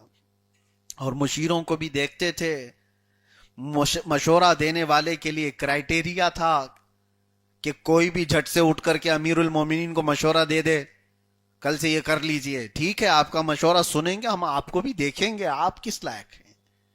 آج ہم سب کے لیے بھی یہ بات رہنما اصول میں سے ہونا چاہیے. سنو سب کی, مشورے سب کے لو ہوں, لیکن پھر آپ یہ دیکھو کہ وہ کس فیلڈ سے تعلق رکھتا ہے, اس کی اہلیت کیا ہے, وہ معاملات میں کیسا ہے اور اللہ کی بارگاہ میں کیسا ہے. اس کے بعد پھر آپ عمل کرو. ایرے غیرے نتھو کھیرے کی باتوں کو سن کر کے جب عمل کر لیتے ہیں تو اللہ کی مدد نہیں ہے اس کی. سیدنا عمر ابن خطاب رضی اللہ تعالیٰ عنہ کا دور خلافت وہ عظیم دور تھا جس کو میں آپ کو بتاؤں. ہمارا ملک ہندوستان جب آزاد ہوا تو آزادی کے فوراً بعد نظام بنایا جا رہا تھا کہ ملک میں کیسا نظام ہو. ظاہر سی بات ہے آج تک بھی یہ بات کا چرچا چلتا ہے کہ ڈاکٹر بی آر امبیڈکر نے ایک ٹیم لی اور ایک لا کا پورا سسٹم بنایا. پورے جتنے تعزیرات ہند ہیں جس کو آئی پی سی کہا جاتا ہے, بہت ساری چیزیں یہ دھیرے دھیرے امینڈمنٹ ہوتے ہوتے ایک بڑا ہمارا لا بن گیا مضبوط. ہر ملک کو ضرورت تو ہوتی ہے. تو جب ہمارا ملک آزاد ہوا تو کچھ قوانین تو وہی تھے جو انگریزوں کے چلے آ رہے تھے, کچھ اس سے پہلے کے بھی تھے, لیکن سسٹم بننا ہے, آئین, دستور, پارلیمنٹ کیسے چلے گی, یہ سارا سسٹم بننا ہے. اس دور کی بات میں کر رہا ہوں. اس وقت موہن داس کرم چند گاندھی جی نے کہا تھا کہ میرے پاس مثال دینے کے لیے کالپنک شخصیات ہیں, یعنی جن کا صرف خیال کیا جا سکتا ہے, ایسے کچھ کالپنک شخصیات ہیں, لیکن فیلڈ میں اگر کسی نے کچھ کر کے دکھایا ہے تو وہ مثال میں صرف ابو بکر اور عمر کی پیش کر سکتا ہوں. کہانیاں بہتوں کی ہیں, ایسا راج تھا ویسا راج تھا, کہانیاں بہت ہیں, لیکن ان کے بارے میں ہمیں پتہ ہی نہیں ہے کہ تھے بھی کہ نہیں تھے. یہ ہماری بات نہیں ہے, یہ گاندھی جی کی بات ہے. گاندھی جی نے کہا تھا کہ ابو بکر اور عمر کو میں پیش کر سکتا ہوں نظام چلانے کے لیے, ان سے بہترین مثال نہیں ہو سکتی. پڑھے لکھے لوگ سمجھ سکتے ہیں میرے عزیزوں, دنیا نے اس چیز کو ایکسپٹ کیا, تسلیم کیا. وجہ کیا تھی؟ الفضل لما شہید بہ الاعداء, فضیلت تو اس کی ہے جس کی دشمن بھی گواہی دیتے ہوں, فضیلت تو اس کی ہے. سیدنا عمر ابن خطاب رضی اللہ تعالی عنہ سارے جتنے بھی علاقے فتح ہوتے تھے, ان علاقوں پر جب امیر منتخب کرنا ہوتا تو اس میں آپ کی بڑی گہری نظر ہوتی تھی, بڑی گہری نظر ہوتی تھی. ایک اصول ان کا یہ تھا کہ جو اپنے اوپر خرچہ کرتا ہے وہ امیر نہیں ہو سکتا. حتیٰ کہ کچھ امیروں کو آپ نے صرف اس لیے سسپینڈ کیا تھا کہ وہ اعلیٰ نسل کے گھوڑے استعمال کرتے تھے, سسپینڈ کر دیا تھا. ان کے بارے میں یہ باتیں آئی تھی کہ یہ بہت قیمتی مہنگے گھوڑوں پر سواری کرتے ہیں, آپ نے ان کو ہٹا دیا کہ گورنر آپ نہیں ہو. آپ کو جب بنایا گیا ہے تو امت کی فکر کے لیے بنایا گیا ہے, امت کی فکر. اور اس فکر میں سیدنا عمر ابن خطاب رضی اللہ تعالیٰ عنہ نے جو نظام بنایا تھا, میرے عزیزو آج کے دور میں بھی آپ کے بنائے ہوئے نظام کی ضرورت ہوتی ہے. فوج کے لیے کس طرح کے لوگ بھرتی کیے جائیں گے, فوج کو کتنے دنوں تک دور رکھا جائے گا ان کے اپنے خاندان, ان کی بیویوں سے. 4 مہینے سے زیادہ کسی فوجی کو باہر رہنے کی اجازت نہیں تھی کہ وہ غلط کاریوں میں مصروف نہ ہو جائے اور ادھر اس کی عورت کے جو حقوق ہیں وہ بھی پامال نہ ہوں. یہ نظام بنایا ہوا عہد فاروقی کا ہے. دنیا اس وقت فوجیوں کے حقوق نہیں مانتی تھی. فوجوں پر جو بھی کیا جاتا ہے یہ سمجھا جاتا ہے کہ لڑنے بھڑنے کے لیے یہ لوگ پیدا ہوئے ہیں, ان کا کوئی خاندان, ان کی کوئی بیوی بچے. میرے عزیزو یہ اپنے گھروں کے پیچھے جو چھوڑ آئے ان عورتوں کی بھی تو زندگیاں ہیں, ان کی بھی ضروریات ہیں. عہد فاروقی میں یہ قانون پاس ہوا کہ کوئی فوج میں, کوئی جہاد میں کہیں پر بھی جائے 4 مہینے سے زیادہ کا سفر نہیں کرے گا, واپس اسے اپنی عورت کے پاس آنا ہوگا, اس کی عورت کے حقوق پورے ہوں, اور پھر ان کے اندر بھی کوئی غلاظت نہ آئے. عہد فاروقی میں روڈ بنانے کا سسٹم شروع ہوا. پہلے روڈ اس طرح کے ہوتے نہیں تھے کہ ایک جگہ سے دوسری جگہ جانے کے لیے راستے بنے ہوں. یہ سیدنا عمر ابن خطاب رضی اللہ تعالیٰ عنہ کے زمانے میں. اور آپ کو میں بتاؤں بالکل ڈیولپڈ جو لے آؤٹ بنائے جاتے ہیں ٹاؤن شپ جس کو کہیں, یہ سب سے پہلے عہد فاروقی میں کوفہ اور بصرہ بنایا گیا تھا, جس کو ٹاؤن شپ کہیں. جیسے ایک نئی کالونی بنائی گئی جس میں سسٹمیٹک گھر, کہاں گھر ہوگا, کہاں دکانیں ہوں گی, کہاں بازار ہوں گے, کہاں ڈمپنگ گراؤنڈ ہوگا, ہر چیز. یہ سب سے پہلے اس دنیا میں نظام لانے والے حضرت عمر فاروق تھے. اس سے پہلے لوگوں کا ایسا کوئی کانسیپٹ نہیں تھا, جہاں گھر بنا بن گیا, وہ سیدھا ہے کہ ٹیڑھا ہے, راستے پر ہے کہ ادھر منہ کا ہے ادھر منہ کا ہے. سسٹمیٹک جو سب سے پہلے کالونی سسٹم لایا وہ حضرت عمر فاروق رضی اللہ تعالیٰ. اور پھر دنیا الگ الگ تاریخوں پر اپنے دن گنتی تھی. عیسوی تاریخ بھی چل رہی تھی جس کو AED کہا جاتا ہے. یہ زمانے سے الگ الگ تاریخیں چلتی تھیں. حضرت عمر فاروق رضی اللہ تعالیٰ عنہ نے فرمایا اسلام ایک پورا سسٹم ہے, کسی چیز میں کسی کا محتاج نہیں. اسلام کی اپنی تاریخ ہوگی تو ہجری تاریخ جو شروع ہوئی یہ حضرت عمر فاروق نے شروع کیا تھا. حضرت عمر فاروق رضی اللہ تعالیٰ عنہ نے اسلام کی اپنی ایک تاریخ بنائی کہ روز اس کی بھی ایک تاریخ ہوگی. اور شروع کہاں سے کیا؟ جب رسول اللہ صلی اللہ علیہ وسلم ہجرت فرما کر مکہ سے مدینے تشریف لائے, وہاں سے پہلی ہجری کو شروع کیا. تاریخ کا, ہجرت کا, ہجری تاریخ جو آج بھی آپ دیکھتے ہیں, ویسے مسلمانوں کو اب ہجری تاریخ سے کہاں لینا دینا. یہ سنڈے منڈے جنوری فیبروری والے لوگ رہ گئے. اب اتنا تو معلوم ہے کہ ہماری محفل میں آئے ہو تو محرم تو ہے, مہینے پہلے سے تھے, لیکن تاریخ اس میں جو بنائی گئی ہے ہجری تاریخ کب سے شروع ہوئی؟ یہ عہد فاروقی سے شروع ہوئی. میرے عزیزوں, کیا آج ہم اس تاریخ کو بھی یاد رکھتے ہیں؟ آپ مجھے بتا سکتے ہیں یہ ہجری کا کون سا سال چل رہا ہے؟ 1458. بہتوں کو اس چیز کی خبر بھی نہیں رہتی کہ 1448 چل رہا ہے, 1445 چل رہا ہے, کچھ پتہ ہی نہیں ہے. توجہ دو, تمہاری اپنی آئیڈینٹی ہے, یہ تمہاری اپنی شناخت ہے, اور دنیا نے اس کو تسلیم کیا تھا, دنیا نے اس کو مانا تھا. اور دنیا کو جب کبھی کوئی معاملات کرنے ہوتے عربوں سے, وہ یہ نہیں کہتے کہ 15 جنوری کو یہ ہونا ہے, وہ کہتے 15 رجب کو یہ چاہیے. میرے عزیزو, آج آپ اپنی تاریخوں کا اہتمام کیوں نہیں کرتے؟ ہمیں تو کتنے لوگوں کو پوچھنا پڑتا ہے, سیدھے منہ اٹھا کر کے آگے کہا حضرت 25 سپٹمبر کو میری شادی ہے, آپ ہیں کہ نہیں ہیں؟ ہم ان سے پوچھتے ہیں اس کے مطابق مہینہ کون سا ہے اسلامی, ہم یہ تو دیکھ لیں. ان کو پتہ ہی نہیں, اچھا وہ بھی ہے, میں دیکھ کر کے آتا ہوں, سپٹمبر میں کیا چل رہا ہے وہ دیکھتا ہوں. تمہیں یہ ہونا چاہیے تھا پہلے آ کر کے کہتے کہ 20 ربیع الاول کو شادی ہے, پھر ہمیں پوچھنا پڑتا کہ اس میں سپٹمبر ہے کہ اکتوبر ہے. تمہاری فرسٹ پرائیورٹی یہ ہونی چاہیے تھی, آپ پہلے اس ہجری تاریخ کو ترجیح دو جو ہماری شناخت ہے, جو ہماری پہچان ہے. لوگوں نے اس کو چھوڑ دیا ہے. اور یہ قمری مہینے ہیں, اللہ تبارک و تعالیٰ کے بنائے ہوئے ہیں. اور ایسا میں نہیں کہہ رہا کہ جنوری فروری مارچ اپریل یہ سب پورے گمراہ ہیں, ایسا نہیں ہے. وہ شمسی سال ہیں, سورج سے چلنے والے اور یہ چاند سے چلنے والے ہیں. یہ دونوں اللہ تبارک و تعالیٰ کے نظام کائنات میں موجود ہیں. ہم اس سے اپنے آپ کو دور نہیں کر رہے ہیں, لیکن جہاں ہماری پہچان بنائی گئی ہے اس پہچان کو بھی تو قائم رکھو, اس پہچان کو باقی رکھو. عربوں میں آج بھی سسٹم ہے, عرب میں آپ جائیں گے تو وہاں پہلی تاریخ آپ کو یہ نظر آئے گی اسلامی تاریخ, اور اس کے بعد جو موافق دوسری تاریخ ہے اس کو بھی بیان کر دیا جاتا ہے. یہ حضرت عمر فاروق رضی اللہ تعالیٰ عنہ کا بنایا ہوا سسٹم ہے. تاریخ بنانا ایسا آسان کام نہیں ہے.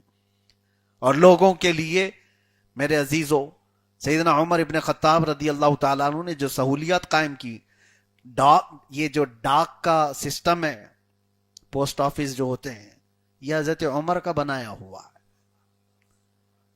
ڈاک سسٹم کہ کیسے خطوط جائیں گے، کیسے خطوط وصول کیے جائیں گے، اس کی ڈیوٹی کس کی ہوگی، کون لوگ اس میں باضابطہ سیلریڈ لوگ تھے، محکمہ ڈاک اس کو کہا جاتا ہے، ٹیکسال جس کو کہتے ہیں، پھر کرنسی کا جو سسٹم آیا کہ کچھ بھی نہیں چلے گا، یہ حضرت عمر فاروق رضی اللہ تعالیٰ عنہ نے قائم فرمایا کہ ہماری اپنی پہچان ہوگی۔ آج ہر کنٹری میں آپ جائیں، کسی بھی ملک میں جائیں، پہلے ایسا نہیں ہوتا تھا، ایک ملک ہوتا کئی سکے ملتے آپ کو وہاں پہ، پہلے سسٹم ایسا تھا ایک ملک ہے سکے کئی ہوتے تھے، سونے کے بھی ہیں، چاندی کے بھی ہیں، پیتل کے بھی ہیں، تانبے کے بھی، اور الگ الگ نقشے کے ہیں، چلتے تھے تو ان کی اصلی ویلیو سے چلتے تھے، یعنی سونے کا اتنا وزن کا سکہ ہے، وہ چاہے اس پر کچھ بھی چھپا ہوا ہو، ویلیو ہے۔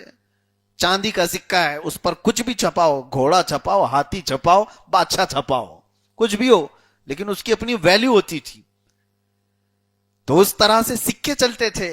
یہ سیدنا عمر ابن خطاب رضی اللہ تعالیٰ عنہ نے ایک کرنسی جاری فرمائی اسلامی، درہم و دینار کو خاص فرما دیا گیا، اور اس کی ویلیو بھی تقریباً طے کر دی گئی، اور اسی پر سب کچھ نظام ڈیپینڈ ہے۔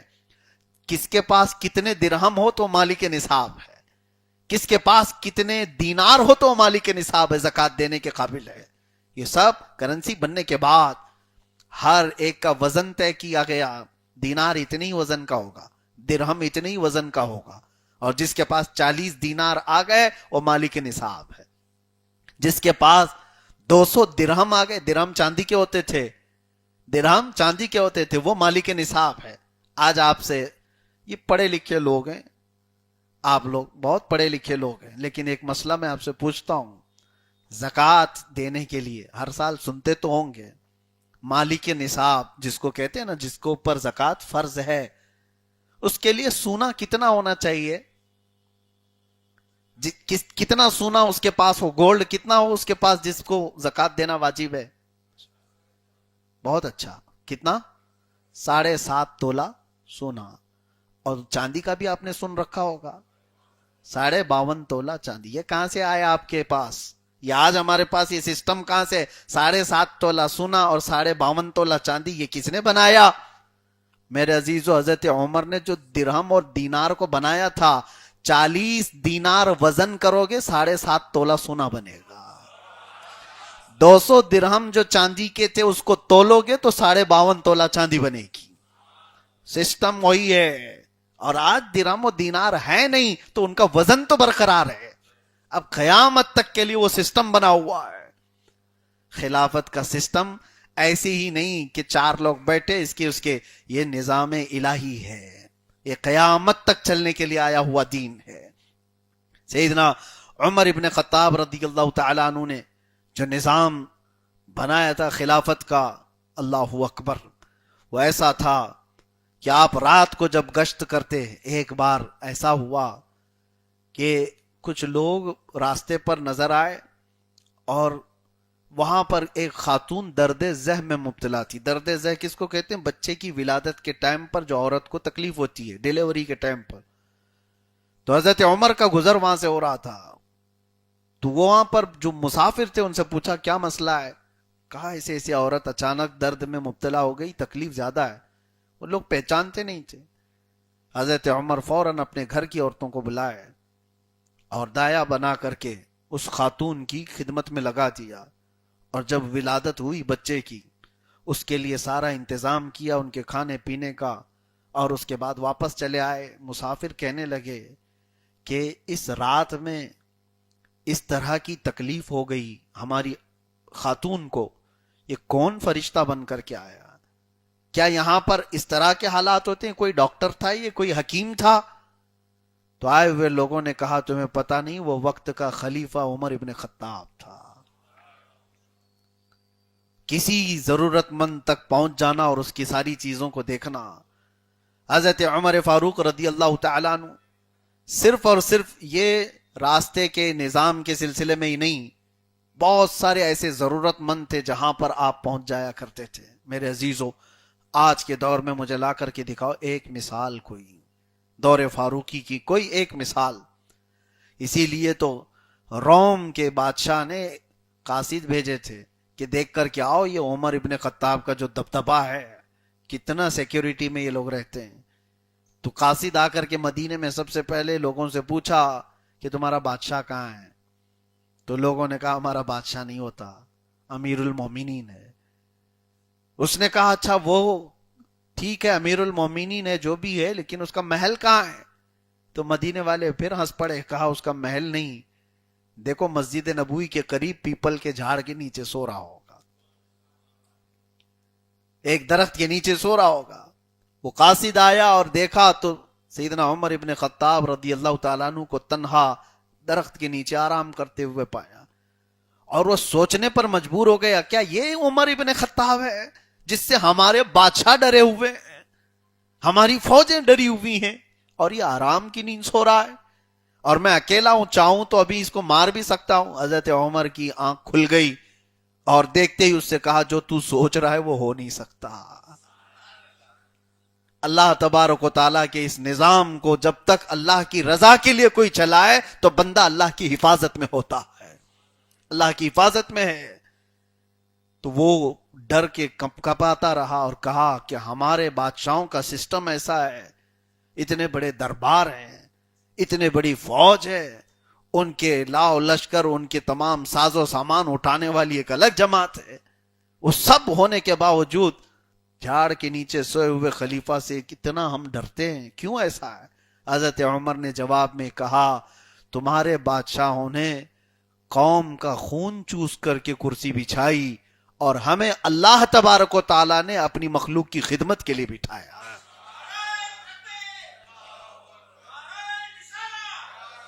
میرے عزیزو، یہ فرق آج کے زمانے میں بھی محسوس ہمیں ہونا چاہیے۔ آج کے زمانے میں بھی اب کوئی ایسی کرسی نظر نہیں آتی جو غریبوں اور امت کے لیے یا مخلوق کے لیے بیٹھی ہوئی ہو۔ یہ سارے خون چوسے ہوئے لوگوں کی کرسیاں ہیں، اور یہ ہلتی ڈولتی ہی رہیں گی، زیادہ دیر کی ہے نہیں، وقت وقت کی بات ہے۔ لوگوں کو نشہ ہے، آج جس طرح سے پاور کا اور تخت کا نشہ چڑھتا ہے تو پھر وہ ہر ایک کو چونٹی کیڑے مکوڑے سمجھنے لگ جاتے ہیں۔ تکبر اور غرور میں ہر ایک بادشاہ کا حال یہ ہوتا ہے، لیکن خلافت راشدہ میں یہ نہیں ہے۔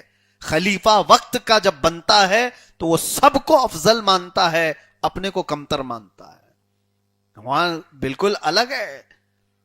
حضرت عمر ابن خطاب رضی اللہ تعالیٰ عنہ جب بیت المقدس فتح ہوا تھا، وہاں پر حضرت ابو عبیدہ بن جراح رضی اللہ تعالیٰ عنہ لکھ کر کے بھیجتے ہیں کہ فلسطین کے لوگ آپ کے آمد کے منتظر ہیں، بیت المقدس فتح ہو چکا ہے، آپ تشریف لائیں۔ مدینے سے چل کر فلسطین جانا تھا حضرت عمر کو، جب خط آیا تو آپ نکلے اور اپنے ایک غلام کو ساتھ لیا۔ خلیفہ کا کانوے نہیں جا رہا تھا، گاڑیوں کا سلسلہ نہیں جا رہا تھا۔ ہم نے ابھی چند دن پہلے دیکھا پیٹرول اور ڈیزل نہ استعمال کریں یہ کہہ کر کے سی ایم صاحب پتہ نہیں کون کون بائک چلاتے ہوئے جا رہے ہیں۔ اچھا ہے، ٹھیک ہے، بڑی گاڑیاں نہیں استعمال، لیکن پتہ چلا پیچھے تو 40 کاریں چل رہی ہیں، تو یہ دکھاوا کس کام کا ہے؟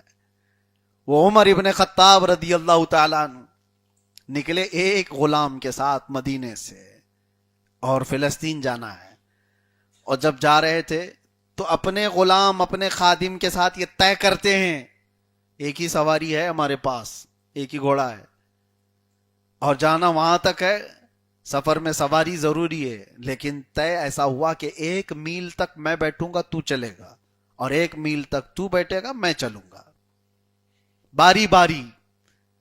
اور خادم کو اس کے آگے کوئی بات کرنے کی مجال بھی نہیں تھی۔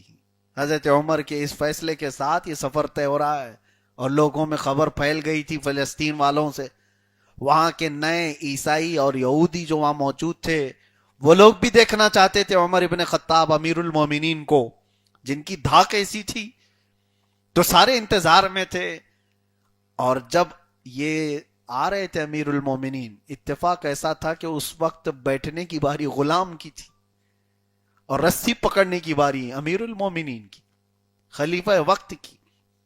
تو لوگ دوڑتے ہوئے استقبال کرتے ہوئے آئے, گھوڑے پہ بیٹھے ہوئے شخص کو دیکھ کر کے نعرے لگانے لگ گئے, امیر المومنین آ گئے. تو جو صحابہ تھے انہوں نے کہا لوگوں سے کہ وہ امیر المومنین نہیں ہے, رسی پکڑا ہوا امیر المومنین ہے. لوگوں نے پوچھا کیا ایسا بھی ہوتا ہے؟ کہا ہاں, یہ خلافت راشدہ ہے, اسلامی نظام ہے جہاں سب کو برابر کے حقوق تقسیم کیے گئے ہیں. سیدنا عمر ابن خطاب رضی اللہ تعالیٰ عنہ کا دور اس بارے میں مشہور تھا, وہ سب کو برابر کی بات کرتے تھے. آپ کو کسی نے مشورہ دیا تھا آپ کے آخری وقت میں کہ آپ کے انتقال کے بعد آپ اپنے بیٹے کو اپنا خلیفہ بنا دیجئے, آپ کا رعب ایسا ہے, آپ کا دبدبہ ایسا ہے. اور تو اور میرے عزیزوں, بڑے بڑے حکومتیں تقریباً 36 لاکھ اسکوائر کلومیٹر کو آپ نے فتح کر لیا تھا مدینے سے نکل کر کے. مدینے کی باؤنڈری 1 کلومیٹر کی اسکوائر تھی, بس 1 کلومیٹر کے سراؤنڈنگ میں مدینہ تھا, اور نکلا 36 لاکھ اسکوائر کلومیٹر پر. دور فاروقی میں آپ سے کہا گیا تھا کہ آپ اپنے بیٹے کو خلیفہ بنا دیجئے. حضرت عمر اتنے جلال میں آئے اور مشورہ دینے والے کو ڈانٹ کر کے بگایا. کہا رسول اللہ کی پوری امت میں اس کو خلیفہ بنا کر کے چلا جاؤں. اپنے بیٹے کے بارے میں کہا, اور پھر کسی چیز کا ذکر کیا, کہا اس کو یہ کرنا نہیں آتا, میں اس کو خلیفہ بناؤں. اور پھر یہ فرمایا جو کام رسول اللہ نے اپنی زندگی میں نہیں کیا اور جو ابو بکر نے نہیں کیا وہ میں کیوں کر کے جاؤں. ہر پیر تو اپنے بیٹے کو خلیفہ بنا کے جاتا ہے, لیکن دور فاروقی میں یا خلافت راشدہ میں آپ یہ نہیں دکھا سکتے. حضرت ابو بکر صدیق کس کے جانشین تھے؟ رسول اللہ صلی اللہ علیہ وسلم. تو کیا رسول اللہ کے بیٹے تھے حضرت ابو بکر؟ حضرت ابو بکر کے جانشین کون تھے؟ حضرت عمر. تو کیا حضرت عمر حضرت ابو بکر کے بیٹے تھے؟ نہیں. حضرت عمر کے جانشین بنے حضرت عثمان, ان کا بھی کوئی تعلق نہیں ہے بیٹے ہونے کا, بھتیجے بھانجے ہونے کا کوئی. حضرت عثمان کے جانشین بنے حیدر کرار. تو حضرت علی رضی اللہ تعالیٰ عنہ کیا حضرت عثمان کے بیٹے وغیرہ تھے؟ نہیں. اسلامی سسٹم یہ تھا. اب کچھ جماعتیں جو حضرت علی رضی اللہ تعالیٰ عنہ کے لیے خلافت بلا فصل مانتے ہیں کہ نہیں حضرت علی ہی حقدار تھے حضور صلی اللہ تعالیٰ علیہ وسلم کے بعد خلیفہ بننے کے. تو ان کا وہی کانسیپٹ ہے جو باپ کے بعد بیٹے والا, رشتہ داری والا, کہ رسول اللہ صلی اللہ علیہ وسلم کے چچیرے بھائی بھی ہیں, رسول اللہ صلی اللہ تعالیٰ علیہ وسلم کے داماد بھی ہیں, رسول کریم صلی اللہ تعالیٰ علیہ وسلم کے سب سے پہلے اسلام لانے والے صحابی بھی ہیں. یہ ساری چیزیں اپنی جگہ پر میرے عزیزو, لیکن امت کا جو سسٹم بنایا, یہ جو نظام بنایا, ایک جمہوریت کے اعتبار سے سارے صحابہ نے جس پر اتفاق کیا وہ خلیفۃ المسلمین صدیق اکبر بنے تھے. حضرت عمر بنے, حضرت عثمان بنے, حضرت علی. اب میں چند باتیں آپ کو یہ بھی بتا دوں, دور فاروقی میں اس خلافت میں جو اہم کام ہوئے تھے, جیسے میں نے بتایا جنگوں کا سسٹم تو ایسا تھا میرے عزیزو. انٹیلیجنس بھی اس وقت بنی ہے جب حضرت عمر فاروق رضی اللہ تعالیٰ عنہ کا دور تھا. آج لوگ اپنے خفیہ محکمے جتنے بناتے ہیں, ہر ملک کی ایک خفیہ ایجنسی ہوتی ہے, ہر ملک کی جو سیکریٹ اس کو رکھا جاتا ہے, ملک بھی اس کو سیکریٹ رکھتا ہے اور ان کے کام بھی سیکریٹ ہوتے ہیں. وہ دنیا بھر کی خبریں لاتے ہیں. یہ انٹیلیجنس کا جو کانسیپٹ ہے حضرت عمر فاروق رضی اللہ تعالیٰ عنہ کے زمانے میں ہے, حتیٰ کہ رسول اللہ صلی اللہ تعالیٰ علیہ وسلم نے یہ تربیت دی تھی. جنگ بدر میں جانتے ہو انٹیلیجنس جو کام کرتی ہے وہ کیسے پتا چلتا ہے؟ صرف جنگ بدر میں آنے والے مشرکین کی تعداد کتنی تھی یہ معلوم کرنا تھا. تو کیسے پتا چلا کہ کتنے لوگ آئے تھے, کیا کیا تھے؟ ایسے پکڑ پکڑ کے گنے نہیں تھے. حضور پاک صلی اللہ تعالیٰ علیہ وسلم نے ایک صحابی سے صرف اتنا معلوم کیا تھا کتنے اونٹ ذبح ہوئے تھے وہاں پر کھانے میں. انہوں نے بتایا اتنے اونٹ تھے, تو سیدھے کیلکولیٹ کر کے بتا دیا گیا کہ 1000 لوگ آئے ہوئے ہیں. اتنے اونٹ وہاں ذبح ہوئے تھے, اتنے لوگ وہاں پر آئے ہوئے تھے. بعد میں تعداد نکالی گئی تھی, ہو بہو وہی تعداد تھی. یہ سارا سسٹم اسلام کا بنایا ہوا تھا. دور فاروقی میں انٹیلیجنس اسی طرح سے ایکٹیو تھی. ان کی کمزوریاں، ان کی خامیاں، ساری چیزیں وہ محکمے لے کر کے آتے تھے. حضرت عمر فاروق رضی اللہ تعالیٰ عنہ کے دست و بازو تھے. اور ایک بات آپ کے دور میں، ایک بڑی بات مجھے عرض کرنی ہے. آج دنیا جس ایران کا غلغلہ دیکھ رہی ہے، اس کا بڑھتا ہوا روب و دبدبا دیکھ رہی ہے، اس لیے کہ دنیا نے دیکھا ہے کہ وقت کے سپر پاور نے سامنے ایسے ایگریمنٹ کرنے پر رضامندی کا اظہار کیا جو شرمناک کہی جا سکتی ہے. ان کی شکست ہی تو ہے کہ لاکھوں ڈالر ان کو دینا ہے، بھگتان دینا ہے. لڑے بھی تم ہی آ کر کے اور پیسے بھی تم ہی دے کر جا رہے ہو، اور آگے ٹیکس بھی دو گے، فریز کی ہوئی سمپتیاں بھی وہ بھی ریلیز کرو گے، سب کچھ مان کر کے چاہیے. یہ سب چیزیں تو ہیں آپ کے علم میں. ایران نے اپنا ایک دبدبا قائم کیا اور دنیا بھر میں اس کا غلغلہ ہے آج. اور آپ کو پتا ہے یہ دبدبا ایران کا آج کا نہیں. ایران ایک سویلائزیشن جس کو کہتے ہیں، ایک ایسا ملک ہے جو آج کل میں بنا ہوا، یا اس کی تاریخ ایسی نہیں ہے کہ 50 سال پہلے 100 سال پہلے کسی نے اس کو کالونی کے طور پر ایک حکومت نے بنا دیا. 6000 سال پہلے پرانی تاریخ ہے ایران کی. مجوسیوں کا دور رہا اور اس کے بعد بڑے بڑے بادشاہ وہاں پر حکومت کیے ان کے اپنے. اور کسرا جس کو کہتے ہیں، کسرا وہ ایران کے بادشاہ کو کہا جاتا تھا. اور ایران اتنا نہیں تھا جو آج نقشے میں ہے، اس میں اور بھی کنٹریز آتی تھی، اور بھی ملک اس کے اندر آتے تھے. تو ایران کے اس دبدبے اور غلغلے کے بارے میں آج جو محسوس کر رہے ہیں آپ، وہ اپنے دور میں بھی سپر پاور تھا. اس وقت بھی ایک بہت بڑا پاور تھا. اور اس سپر پاور کو اگر کسی نے گھٹنے ٹیکنے پر مجبور کیا تھا تو وہ عمر ابن خطاب تھے. اور حضرت عمر فاروق رضی اللہ تعالیٰ عنہ کے زمانے میں اسلام ایران میں آیا. یہ عجیب بات ہے کہ ایرانی اسی نام سے چڑھتے ہیں، حضرت عمر کے نام سے چڑھتے ہیں. ان کو پتہ نہیں ہے کہ ان کے پاس جو آج اسلام ہے وہ دین ہے حضرت فاروق اعظم کا. حضرت فاروق اعظم رضی اللہ تعالیٰ عنہ، ان کے دور میں ایران فتح ہوا اور اسلامی حکومت قائم ہوئی. اور یہ خالد بن ولید رضی اللہ تعالیٰ عنہ کے لشکر نے فتح کیا تھا یہ سارے علاقے. لیکن ایک بات یہ بھی ہے کہ جو علاقے دور فاروقی میں خالد بن ولید نے فتح کیے تھے، وہ تاریخ ایسی ہے 1400 سال میں آج تک وہ علاقے کبھی دوسروں کے پاس گئے ہی نہیں، کبھی کوئی اور ان پر حاکم نہیں بنا، اور انشاءاللہ قیامت تک نہیں بنے.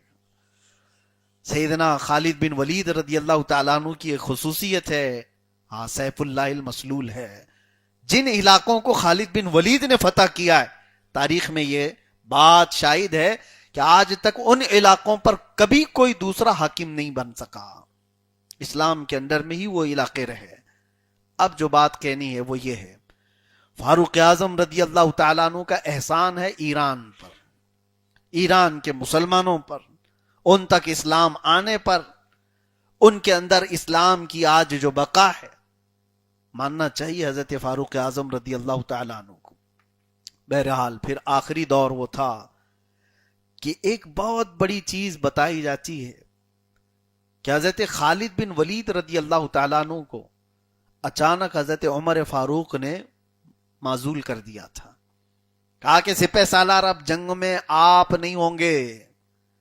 ایک جنگ تو ایسی تھی جس میں حالات اتنے سخت تھے کہ وہ شکست سے دوچار ہو سکتی تھی. وہاں خالد بن ولید کی ضرورت بہت زیادہ تھی. صحابہ سب سوچ رہے تھے خالد بن ولید ہوتے تو ہو جاتا، لیکن حضرت خالد بن ولید اس جنگ میں سپاہی کے طور پر شریک بھی ہوئے، اور جو سپہ سالار تھے پیچھے سے ان کی مدد بھی کیا، ان کو حربے بھی بتائے، ان کو منصوبے بھی دیے. لیکن وہ جنگ فتح ہوئی جس طرح بھی. لیکن وہ جو سپہ سالار بنے تھے وہ مانتے تھے کہ اس میں خالد بن ولید کا ہاتھ ہے میرے اس فتح میں. لیکن حضرت عمر فاروق نے حضرت خالد بن ولید کو معزول کر دیا تھا. اس بات کو کچھ لوگ اس طرح پھیلاتے ہیں کہ حضرت خالد بن ولید کا شہرہ زیادہ ہو رہا تھا، ہر جنگ فتح کرتے تھے، اس لیے عمر ابن خطاب کو یہ ڈر لگنے لگا کہ اگلا خلیفہ خالد بن ولید نہ ہو جائے، ان کی خلافت ختم نہ ہو جائے، اس لیے وہ ڈر کے مارے ان کو پہلے ہی معزول کر دیے۔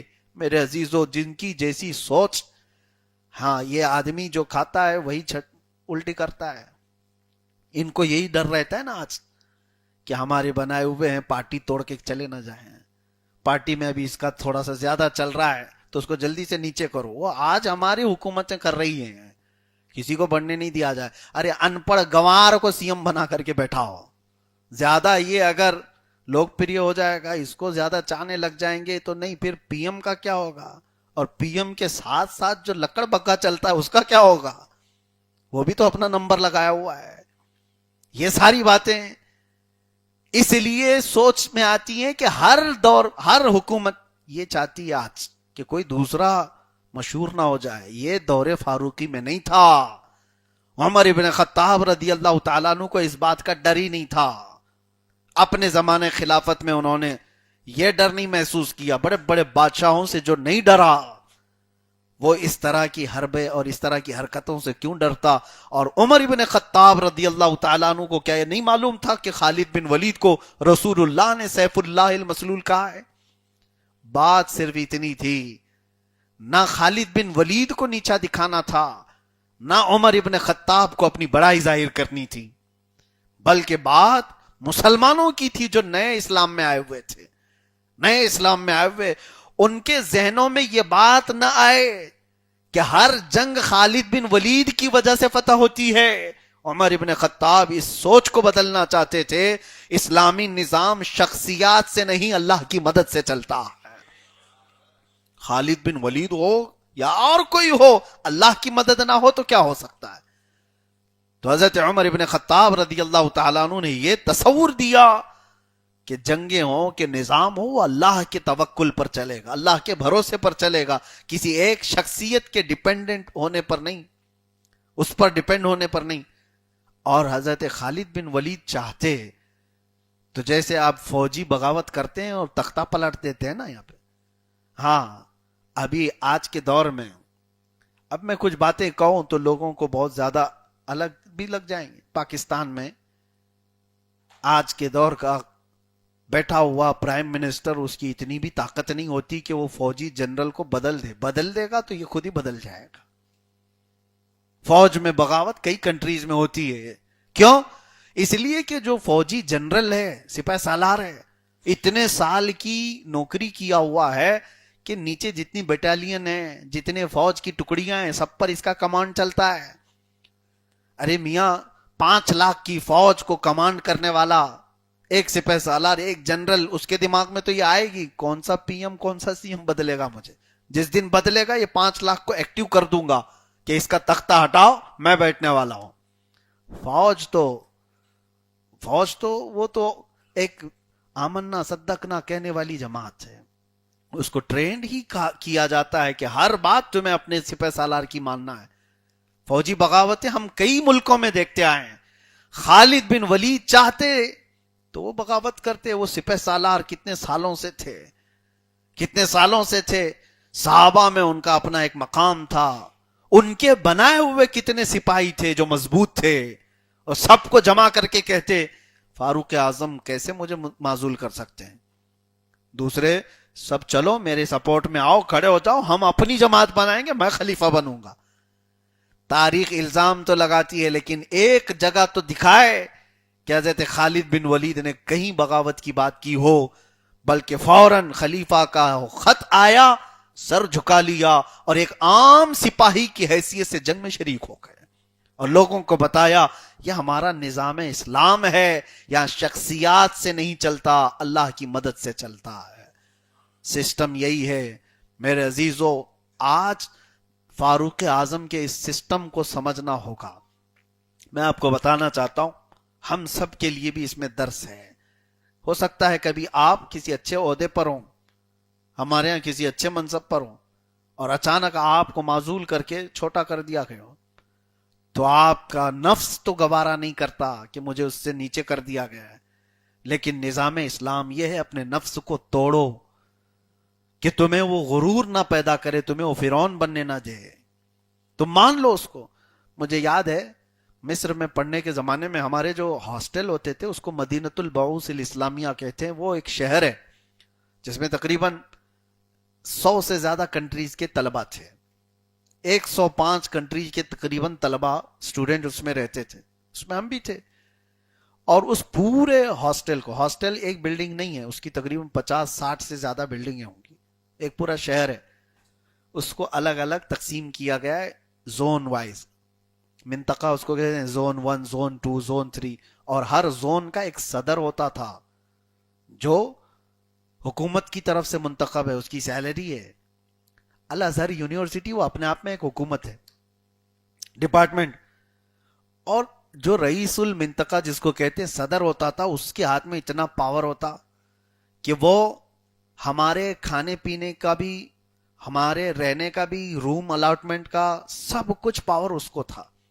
ہم کو اندر لینے کا, ہم کو باہر کرنے کا, اس کی سائن کے بغیر کالج کے اندر ہمارے ایگزام نہیں ہوں گے. بہت سارا پاور اس صدر کو ہوتا تھا جو پریزیڈنٹ ہوتا تھا زون کا. اب سنیے میں کیوں کہہ رہا ہوں. ہم نے شروع میں دیکھا اور لوگ جاتے تھے اس کے سائن کے لیے, لائن لگی رہتی تھی, ہمارا یہ کام ہے, ہمارا یہ کام ہے, سائن کر کے دے رہے زون کے جو پریزیڈنٹ ہے وہ حکومت کی طرف سے. ایک دن اچانک دیکھا کہ وہی جو ہمارے زون کا صدر تھا منطقہ کا, وہ باہر گیٹ کیپر بنا ہوا ہے, دروازہ کھول رہا ہے ہاسٹل کا اور بند کر رہا ہے. جو چپراسی کام کرتا ہے وہ چپراسی کام کر رہا تھا. تو نے کہا یہ تو صدر تھا وہاں کا. تو ہم نے پوچھا تو انہوں نے جواب میں کہا یہ ہمارا سسٹم ہے, کسی بڑے عہدے والے کو چھوٹا عہدہ دیا جاتا ہے تو اس کو دیکھا جاتا ہے یہ اس پر قائم رہتا ہے کہ نہیں رہتا, یا پھر اپنی انا پر آتا ہے کہ میں تو اس کے میرے اسٹیٹس کے قابل نہیں ہے. یہ فاروق اعظم رضی اللہ تعالیٰ عنہ کا دیا ہوا ایک کانسیپٹ ہم سب کو اپنی زندگی میں بھی امپلیمنٹ کرنا چاہیے. کبھی آپ سوچیں, ہر چیز وہی ہماری زندگی میں نہیں ہوتی جو ہم چاہتے ہیں. ہم جو چاہتے ہیں اسی مرتبے, اسی مقام, اسی منصب پر رہنا ضروری نہیں ہوتا. کبھی کبھار کچھ چھوٹے کاموں کے لیے بھی اللہ تبارک و تعالی ہمیں منتخب فرماتا ہے. خوشی خوشی ان کاموں کو قبول کرنا چاہیے, خوشی خوشی ان کاموں کو قبول کریں. کوئی کام میں اس طرح کی بات نہیں آئے کہ میں پہلے تو یہ تھا اب یہ کیسے کروں, میں امام تھا. میرے عزیزو, مجھے بات یہ بھی ہے, میں کئی سالوں تک ہوبلی کی سرزمین پر امام, اور میں اپنی مرضی کے مطابق جاتا, نماز پڑھاتا, اور میرے اوپر پابندی نہیں تھی ویسے بھی. اسی طور پر منتخب بھی ہوا, متعین بھی ہوا تھا. تو میرے والد گرامی اللہ تعالیٰ ان کی قبر پر رحمتوں کو نزول فرمائے, فرماتے تھے کہ امامت اپنی جگہ پر لوگ کھڑے ہو جاتے ہیں, سب ہاتھ چومتے ہیں, مصافحہ کرتے ہیں, بہت عزت دیتے ہیں, اور بادشاہوں کی طرح تو تم کو امام بنا کر رکھا گیا ہے. ایک کام کرنا, کبھی اکیلے میں مسجد میں چلے جانا اور جھاڑو لینا اور مسجد کی صفائی بھی کرنا. میں نے کیا الحمدللہ.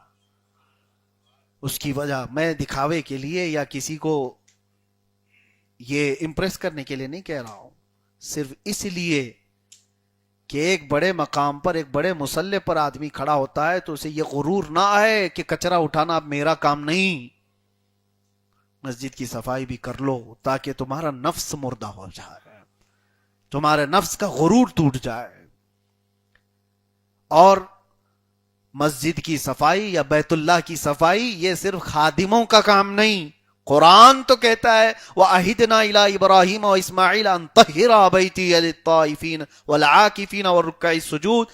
اللہ فرماتا ہم نے عہد لیا تھا ابراہیم علیہ السلام اور اسماعیل علیہ السلام سے کہ میرے گھر کی صفائی تم دونوں کرو گے. کس سے؟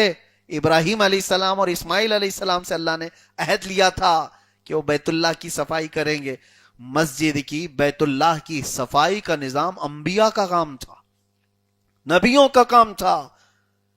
تم تو آتے ہوئے یہ سوچتے ہو کہ یہ کچرا میں کیوں اٹھاؤں, خادم کہاں چلا گیا ہے, وہ سیلری کائے کی لیتا ہے, اس کو منتخب کیا گیا ہے اس لیے کہ سارے لوگ ہر وقت نہیں دے دیتے، لیکن آپ اپنے نفس کو مارو اور اس چیز پر بھی اپنے آپ کو تسلیم کرو۔ بہرحال دور فاروقی اور دور عثمان ابن عفان رضی اللہ تعالیٰ عنہ کی چند جھلکیاں اگر میں آپ کو بتاؤں، حضرت عثمان ابن عفان کے زمانے میں اتنی تیزی سے اسلام پھیلتا چلا گیا، اتنی تیزی سے، آپ کو بتائیں آذربائیجان، آرمینیا اور رشیا کے کئی علاقے اسلام میں آ چکے تھے، قبرص، سائپرس جس کو کہا جاتا ہے، اور اس کے علاوہ آج کے یہ شینجن کنٹریز جو ہوتی ہیں اس میں کئی کنٹریاں ایسی ہیں جو حضرت عثمان ابن عفان رضی اللہ تعالیٰ عنہ کے زمانے میں اسلام میں آ چکی تھی۔ بحری بیڑے پہلی مرتبہ، یعنی یہ جو آج ہرمز اسٹریٹ کی تمام چیزیں آپ سنتے ہوں گے نا کہ سمندروں پر حکومت، یہ جنگیں چل رہی ہیں آج، میدان میں نہیں ہے، سب سمندر کی جنگ ہے آج کی سب سے بڑی جنگ کیا ہے؟ یہ بحری راستے، یہ سارا نظام جو بنا، اور بحری جنگیں کیسی ہوتی ہیں اس کے لیے بھی بیڑے بنتے ہیں، سب مرین جو آتی ہیں، جو پنڈبیاں کہتے ہیں، جب پانی کے اندر لڑنے کی طاقت رکھنے والی، یہ ساری چیزیں جو بنی، یہ تو بہت بعد کی بات ہے۔ حضرت عثمان غنی رضی اللہ تعالیٰ عنہ کے زمانے میں ہی بحری بیڑے بنائے گئے تھے، سمندروں میں جنگ کرنے کا انداز سکھایا گیا تھا۔ اس وقت کسی بھی حکومت کے پاس یہ سسٹم نہیں تھا کہ سمندر کے راستے کوئی جا کر کے جنگ کر سکے، اور اسلام میں یہ پہلا ہے، اور آپ کو اسی کا نتیجہ دیکھنے کو ملے گا۔ حضرت طارق بن زیاد رضی اللہ تعالیٰ عنہ کے زمانے میں یہ اسپین جب گئے تھے، عرب کو کراس کرتے ہوئے میڈیٹرین سی جو ہے، اور جب وہاں پہنچے، اندلس اس کا نام تھا اسپین کا، اور انہوں نے سب سے پہلے اپنی کشتیاں جلا دی تھیں اور مسلمانوں سے کہا تھا واپس جانے کا کوئی راستہ نہیں، فتح کرو یا پھر یہیں دفن ہو جاؤ، اور ایسی جنگیں ہوئی تھیں، اسپین بھی فتح ہوا اور سب سے پہلے یورپ اسلام میں داخل ہو گیا تھا۔ یہ بہت بڑا مشہور مورخ ہے انگریز، اس نے لکھا ہے کہ صرف 250 کلومیٹر لندن سے باقی رہ گیا تھا، اور وہ کہتا ہے اور اتنی تیزی سے جو اسلام پھیل رہا تھا، یہ اس دور میں رکاوٹ نہ آتی تو لندن کیا، امریکہ کیا، سب جگہ پر آج قرآن کی ہی تعلیم ہو رہی ہوتی۔ اور بہرحال آج پہنچ بھی چکا ہے، الحمدللہ پہنچ چکا ہے۔ اور یہ جو چیزیں آپ دیکھ رہے ہیں یہ خلافت کے تمام چیزیں، اور اس کے بعد دور مرتضی علی کرم اللہ وجہہ الکریم۔ لیکن ہمیں اس بات کا قلق ضرور ہوتا ہے کہ حضرت علی رضی اللہ تعالیٰ عنہ جیسا بردبار شخص نہیں ملے گا، ان کی مثال ہی نہیں ہے۔ مولا علی کرم اللہ وجہہ الکریم کو رسول اللہ صلی اللہ تعالیٰ علیہ وسلم نے اپنے کتنے کاموں میں پسند فرمایا، جنگوں کے میدان میں سب سے آگے رہنے والے، حیدر کرار جس کو کہا گیا ہے، خیبر کے موقع پر جس کو رسول اللہ نے اپنا جھنڈا عطا فرمایا، صحابہ سب انتظار میں تھے، حضور نے رات کو ہی کہا تھا کہ کل یہ جھنڈا میں ایسے شخص کو دوں گا جس کے ہاتھ میں اللہ نے فتح رکھی ہے اور اللہ اور اس کے رسول اس کو پسند کرتے ہیں۔ نام نہیں بتایا تھا حضور نے، صبح سارے صحابہ انتظار میں تھے کہ رسول اللہ جھنڈا ہمیں دیں گے، لیکن اس صبح خیبر کے موقع پر رسول اللہ نے حضرت علی کو جھنڈا عطا فرمایا تھا۔ اور میرے عزیزو، بدر کے میدان میں سب سے پہلے اترنے والے لوگ کون تھے؟ 3 لوگوں کو صرف اتارا گیا تھا میدان جنگ میں، جس میں پہلے امیر حمزہ تھے، ابو عبیدہ بن جراح تھے، اور ان دونوں سے عمر میں کافی چھوٹے حضرت علی ابن ابی طالب تھے۔ بدر کے میدان میں جو اسلامی پہلی جنگ ہے، اسلام کی پہلی جنگ جو سب سے بڑی لڑی گئی، اس میں پہلی جنگ میں پہلا لڑاکو حیدر کرار کا نام ہے۔ یہ سارے فضیلتیں حضرت علی رضی اللہ تعالیٰ عنہ کے ساتھ ہیں۔ اور خلافت کے معاملات جب شروع ہوئے تھے، جانتے ہو آج بہت سارے لوگ ٹکراؤ کی بات کرتے ہیں، صدیق اکبر میں، مولا علی میں، عمر ابن خطاب میں، حضرت مولا علی میں، ان خبیثوں کو پتہ ہی نہیں ہے کہ ان کی آپسی محبت کیا تھی۔ حضرت عمر ابن خطاب تو یہ فرماتے تھے کہ اس محفل سے میں ڈرتا ہوں جس محفل میں علی نہ ہو، اور کئی مرتبہ پر حضرت عمر ابن خطاب نے یہ فرمایا، ایک فیصلہ آپ نے فرمایا اور حضرت علی نے فوراً اٹھ کر کے کہا امیر المومنین یہ فیصلہ ایسے ہونا چاہیے۔ ان کا مشورہ لیا، حضرت عمر نے فوراً اپنا فیصلہ بدل دیا تو ایسا نہیں ہے کہ چھپا لیا، میں امیر المومنین ہوں, کوئی پیچھے سے مجھے بول دیا صحیح کر دیا ہے. نہیں, برسر اعلان عمر ابن خطاب نے کہا کہ اگر علی نہ ہوتے تو عمر ہلاک ہو جاتا. ان کی فضیلت بھی بیان فرمائی. مولا کائنات حیدر کرار رضی اللہ تعالیٰ عنہ کی یہ باتیں میں کیوں کہہ رہا ہوں آپ کو پتا ہے؟ جو باب العلم ہے, رسول اللہ صلی اللہ تعالیٰ علیہ وسلم کے عزیز ترین صحابی, بلکہ سب سے پہلے اسلام میں داخل ہونے والے, اور پیدا ہوتے ہی رسول اللہ کا لعاب پینے والے, پیدا ہوتے ہی سب سے پہلے آنکھیں کھول کر دیکھنے والے حضور کے چہرے کو, وہ مولا کائنات افضل ترین صحابی ہیں. لیکن جس وقت آپ خلافت کے امور کو اپنے ہاتھ میں لیے, حالات ویسے نہیں تھے جیسے فاروق اعظم کے دور میں یا صدیق اکبر کے دور میں رہے. فتنوں کا دور شروع ہو چکا تھا, نئے لوگ آ چکے تھے. ظاہر سی بات ہے, جب دائرہ بڑھ جاتا ہے نا تو اختلافات بھی بڑھتے ہیں. لوگ یہ کہتے ہیں, ہمیں کبھی کبھار یہ کہتے ہیں, میں آپ کو بتاتا ہوں سچائی کیا ہے. کچھ کمیونٹی جو ہیں ان کی مثال دے کر کے کہتے ہیں دیکھو یہ کمیونٹی اتنی سسٹمیٹک چلتی ہے, ان کے اندر اتنا سسٹم ہے, نظام ہے, ان میں کوئی غریب نہیں ہوتا, یہ سب کو اٹھا لیتے ہیں. میاں 4 لوگ ایک ساتھ کھڑے ہو جائیں تو یہ کون سی بڑی بات ہے؟ یہاں 4 کروڑ کو جمع کرنا ہے. جب تعداد بڑی ہوتی ہے تو سوچیں بھی مختلف ہوتی ہیں. تو آج جو یہ ان اختلافات سے ڈر رہے ہوتے ہیں کہ مسلمان سب تتر بتر ہیں, حالات مختلف ہیں, تو میرے عزیزو اس کا ریزن بھی تو دیکھو. مسلمان الحمدللہ آج بھی متحد ہیں کچھ نقطوں پر. اگر یہ کسی نقطے پر متحد نہ ہوتے تو دنیا ہم سے ڈر کیوں رہی ہوتی؟ متحد ہیں آج بھی, سوچیں بدلی ہوئی ہیں, سوچیں الگ الگ ہیں یا کچھ عیاشیوں کی وجہ سے آئی ہوئی ہیں, لیکن آج بھی بحمدہ تعالی مسلمان کچھ ایسے پوائنٹس ہیں جس پر متحد ہیں. ساری دنیا کے مسلمان کچھ چیزوں پر متحد ہیں, وہ یہ ہے کہ اللہ کے ایک ہونے پر کسی کا اختلاف نہیں. کوئی مسلمان اختلاف کرتا ہے؟ مسلمان چاہے جیسا بھی ہو اللہ کو ایک تو مانتا ہے, نہیں مانا تو پھر وہ اس میں آیا ہی نہیں کرائٹیریا میں مسلمان ہونے کی, اس کی بات ہی نہیں کر رہے ہم. رسول کریم صلی اللہ تعالی علیہ وسلم کے متعلق کچھ پوائنٹس ایسے ہیں جس پہ سب کا اتحاد ہے, متفق ہے. قرآن کے 30 پارے ہونے پر سب کا اتحاد ہے. یہ کچھ پوائنٹس تو ہیں, دنیا میں اتنے بھی نہیں بچے ابھی دوسرے جو کچھ جمع کر کے دکھائیں کہ بغیر اختلاف کے کچھ پوائنٹس کو مانتے ہوں. ارے خدا پر اتفاق نہیں ہے کئی لوگوں کا, سب کے الگ الگ ہیں. ہوا کا الگ ہے, آگ کا الگ ہے, پانی کا الگ ہے, آتما کا الگ ہے, جسم کا الگ ہے. یہاں وہ پوائنٹس ہیں کہ پوری دنیا شمال سے لے کر جنوب تک, مشرق سے لے کر مغرب تک, جہاں پر بھی جائیں, فرقوں کی بات نہیں کر رہا ہوں, بحیثیت مسلمان ہو تو اسے نماز میں جھکنے کے لیے ایک ہی کلمہ ہے, اللہ اکبر. ایک ہی کلمہ دیا گیا ہے, اللہ اکبر. اس پوائنٹ پر متحد ہیں آج. یہ تمام چیزیں ہیں. حج میں جانے کے بعد کوئی اپنی زبان استعمال نہیں کرتا, وہ لبیک اللہم لبیک. وہ عرفات کے میدان میں لباس سب کے متحد ہیں. آج دوسرا کعبہ نہیں بنا, دوسرا قرآن نہیں آیا, 1400 سال ہو گئے. کعبہ بنا تو سکتے تھے, 4 دیواری تو بنانا تھا, کسی نے کیوں نہیں بنایا؟ حکومتیں سپورٹ ایسے کام کو بہت جلدی کر دیتی ہیں. کوئی نیا اگر نکل گیا کہیں سے کیڑا تو اس کی مدد بہت جلدی کرتے ہیں. گستاخان رسول کو کتنا سپورٹ ہوتا ہے, کعبہ کیوں نہیں بنایا گیا؟ ان کو پتا ہے. ایک بنایا تھا ابرہا یمن میں جا کر, اس نے سوچا پیسے سے خوب بنا لوں گا, اس نے بنایا کعبہ اور اس پہ تو ہیرے موتی سب جڑ دیا تھا, لیکن ہوا کیا؟ مکہ کا ایک سر پھرا گیا اور اس کے کعبے پر پیشاب کر دیا. کہا یہاں طواف نہیں, یہاں پیشاب کیا جاتا ہے. اور اس نے پیشاب کیا تو اس نے کعبہ توڑ دیا. کہ اب پیشاب کرنے کے بعد بچی کیا اس کی عزت؟ اور اس کے بعد وہ ابرہا آیا تھا یہ اللہ کے کعبے کو ڈھانے کے لیے.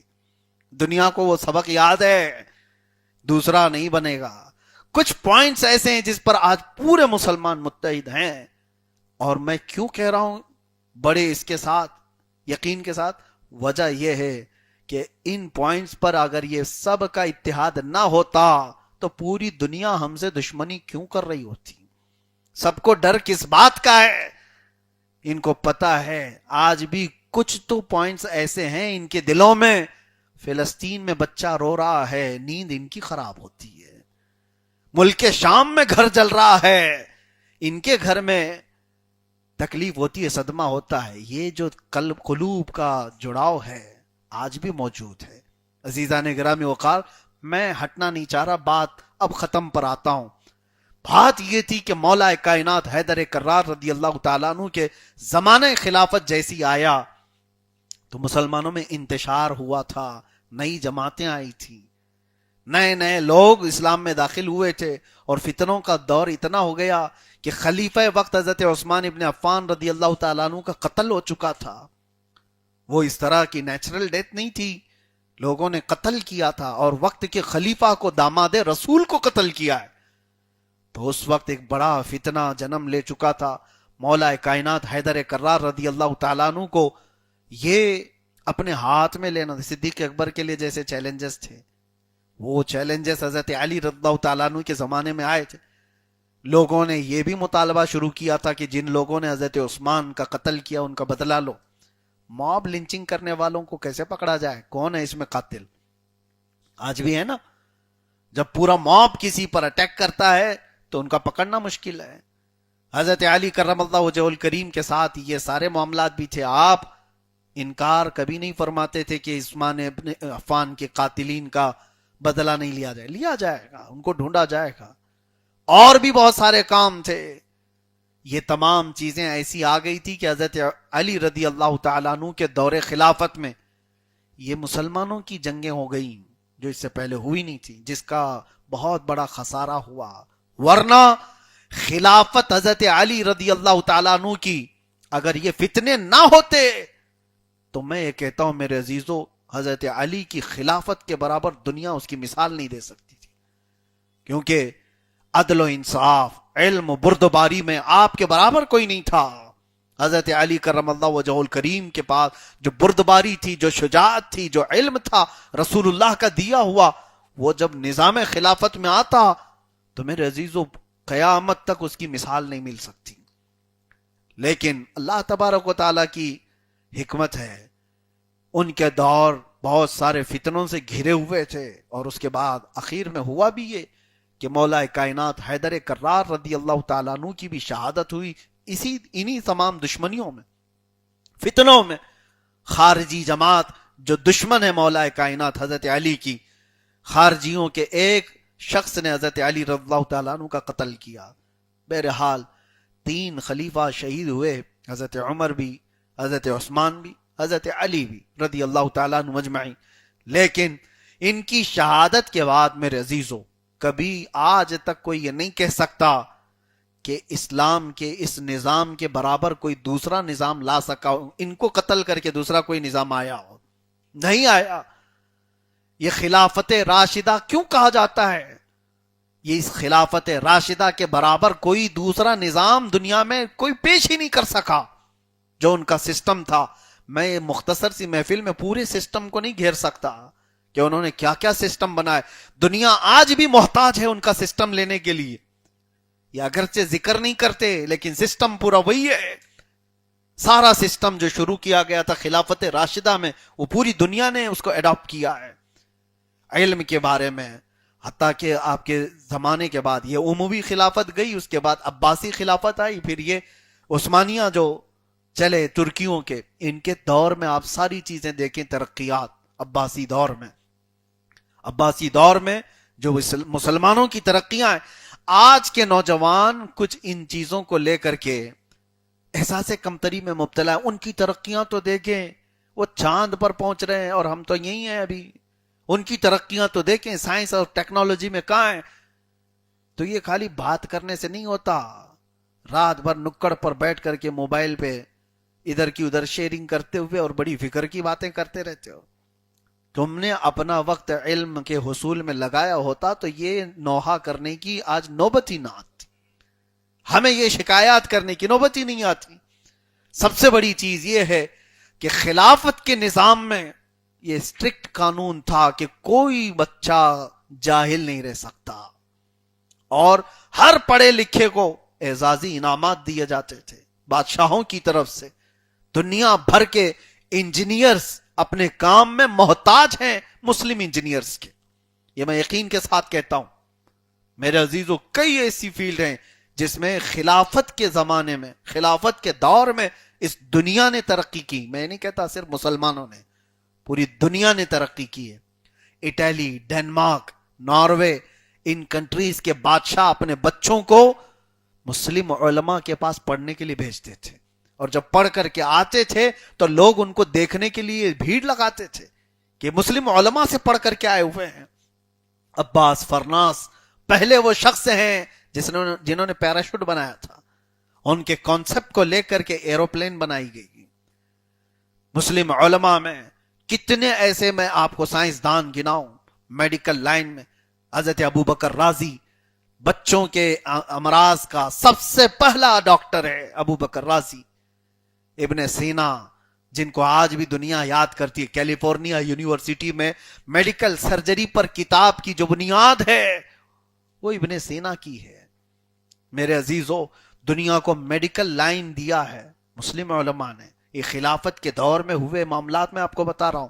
خلافت سے جو آج یہ لوگوں کو ڈر ہے کہ یہ کیا لانا چاہ رہے ہیں، کیا لانا چاہ رہے ہیں. ترقیات تو دیکھو خلافت کے دور میں کتنی ہوئی تھی.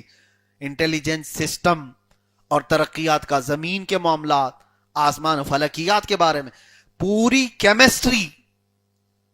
کیمسٹری میں آپ کو بتاؤں وہ پوری کی پوری ڈیپینڈنٹ ہے مسلم انجینئرز کے اوپر.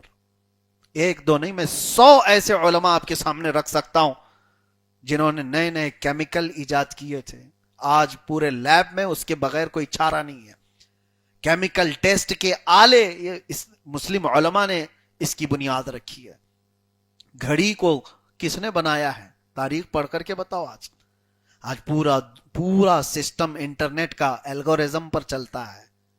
الگورزم ایک سسٹم ہے اندر لگایا ہوا ہے. اس سسٹم پر انٹرنیٹ اور کئی سائٹس چلتی ہیں، سب کے اندر اس کی ضرورت ہے. یہ جان کی طرح ہے آج ساری چیزوں میں. الگورزم کیا ہے؟ یہ الگورزم یہ الخوارزمی ہے. الخوارزمی ایک مسلم عالم دین تھے جنہوں نے یہ بنایا تھا. اس کو انگلش میں الگورزم کہا جاتا ہے. الخوارزمی. جابر بن حیان کی الجبرا کے بغیر آج کون؟ میتھس کے لوگ بھی جانتے ہیں اچھی طرح سے. ہر فیلڈ کو میرے عزیز ہو، میتھس ہو، سائنس ہو، فزکس کے کتنے ایسے فنڈے ہیں جو مسلم علماء نے اس کی بنیاد رکھی ہے. فلکیات جس کو کہتے ہیں آسٹرونومی، نباتات جس کو کہتے ہیں بوٹانی، جانوروں کا زولوجی، ایمبریالوجی، بچوں کے پیدا ہونے کے معاملات، ڈاکٹروں کے، ساری بنیادیں مسلم علماء نے خلافت کے دور میں رکھی ہیں. یہی ہے خلافت کا کانسیپٹ. میں آپ کو بتانا چاہتا ہوں دنیا میرا اس میسج کو سنتی ہوگی اور آج وہ اپنا اینک بدل لیں اور اپنے کان بھی بدل لیں. جو خلافت کی دشمنی ان کے اندر ڈالی گئی ہے، یہ بڑا افسوس کا اور المیہ کا مقام ہے کہ ہم خلافت سے محروم ہیں. اس وقت تقریباً 200 کروڑ مسلمان پوری دنیا میں آباد ہیں. 200 کروڑ کے آس پاس مسلمان آباد ہیں. اور میں آپ کو اگر گناؤں، حضور پاک صلی اللہ علیہ وسلم کے بعد خلافت راشدہ کتنے سال رہی؟ میں نے بتایا کتنے سال رہی؟ 30 سال. اس کے بعد اموی خلافت ہوئی. حضرت امیر معاویہ رضی اللہ تعالیٰ عنہ کے بعد اموی خلافت چلی، یہ تقریباً 90 سال کے آس پاس. اور اس کے بعد عباسی خلافت چلی تقریباً 550 سال. اس کے بعد چلی یہ عثمانیہ، ان کے بیچ میں الگ بھی تھے، یہ بھی تقریباً 650 سال. تقریباً 650 اور 550 یہ دو ہی خاندانوں میں جو خلافتیں چلی، یہ کل ملا کر 1200 سال ہو جاتے ہیں. اور اس سے پہلے کی اموی خلافت اور خلافت راشدہ سب ملائیں گے تو یہ تقریباً 1400 کے آس پاس ہوتے ہیں. 1300 سال کے کچھ آپ کو میں بتاؤں، 1340 کی بات تھی، 1339 یا 1340، اور ابھی کتنا ہے؟ 1448. 108 سال ہو گئے. جو یہ 108 سال سے ہم خلافت سے محروم ہیں پوری دنیا میں. کبھی ایسا نہیں ہوا تھا کہ یہ روئے زمین خلافت سے خالی رہی ہو. وجہ یہ ہے کہ جب خلافت عثمانیہ کو ختم کیا گیا تھا، آپ کو پتا ہے جو एग्रीमेंट बने थे, एक दौर तो मैं पढ़ रहा था, मेरी स्टडी में हैरत होती है। आज ये जो अभी सारी चीजें देखने को मिले, अमेरिका घुटने टेक दिया, कितने लाख करोड़ इनको देने पर 28 लाख करोड़ के करीब ईरान को दे दिए जाएंगे। इनकी इकोनॉमी कहां से कहां चली जाएगी। लोग तो अब वहां इन्वेस्ट करने की सोच रहे हैं। हाँ, और ये टैक्स वसूल करेंगे हुर्मुज स्ट्रीट पर, क्या क्या होगा। तारीख दोहराती है। तिलकल अय्याम नुदाविलुहा बैनन्नास, कुरान कहता है हम वो दिन वापस पलटा कर लाते हैं। मुझे तो ये हैरत हो रही थी कि सुपर पावर ऐसे कैसे कर सकता है। पढ़ने के बाद पता चला ये सुपर पावर कई बार ऐसा कर चुका है, इससे पहले भी हो चुका तारीख में, सुल्तान अब्दुल हमीद सानी के जमाने में।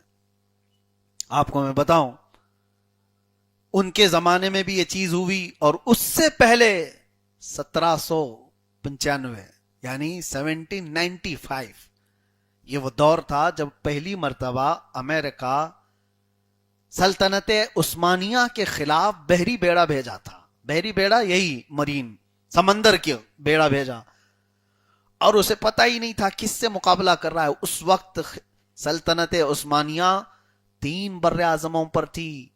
बर्रे आजम किसको कहते हैं? इंटरकॉन्टिनेंटल, एक एशिया, एक यूरोप और एक अफ्रीका। तकरीबन 3 इंटरकॉन्टिनेंटल पर इनकी हुकूमत थी सल्तनत उस्मानिया की, और अमेरिका भिड़ने के लिए आ गया था। ऐसी गलतियां बहुत बार हो चुकी हैं इनसे, और हुआ ये कि उनका बहरी बेड़ा पकड़ लिया गया। उस वक्त जो उस्मानी खलीफा थे, उनकी फौज ने पकड़ लिया। अब सुनिए, एक तारीख में बता रहा हूं आपको। उसके बाद उसने और 10 बेड़े भेजे। आज के ये जो बड़े बड़े हैं, इनके अब्राहम लिंकन वगैरह नाम सुन रहे होंगे आप, बड़े बड़े। तकरीबन 12 और भेजे, और 12 के 12 सब पकड़े गए। सब खिलाफत उस्मानिया के जमाने में जब उसकी हालत ये हो गई, तो फिर टेबल पर आना पड़ा।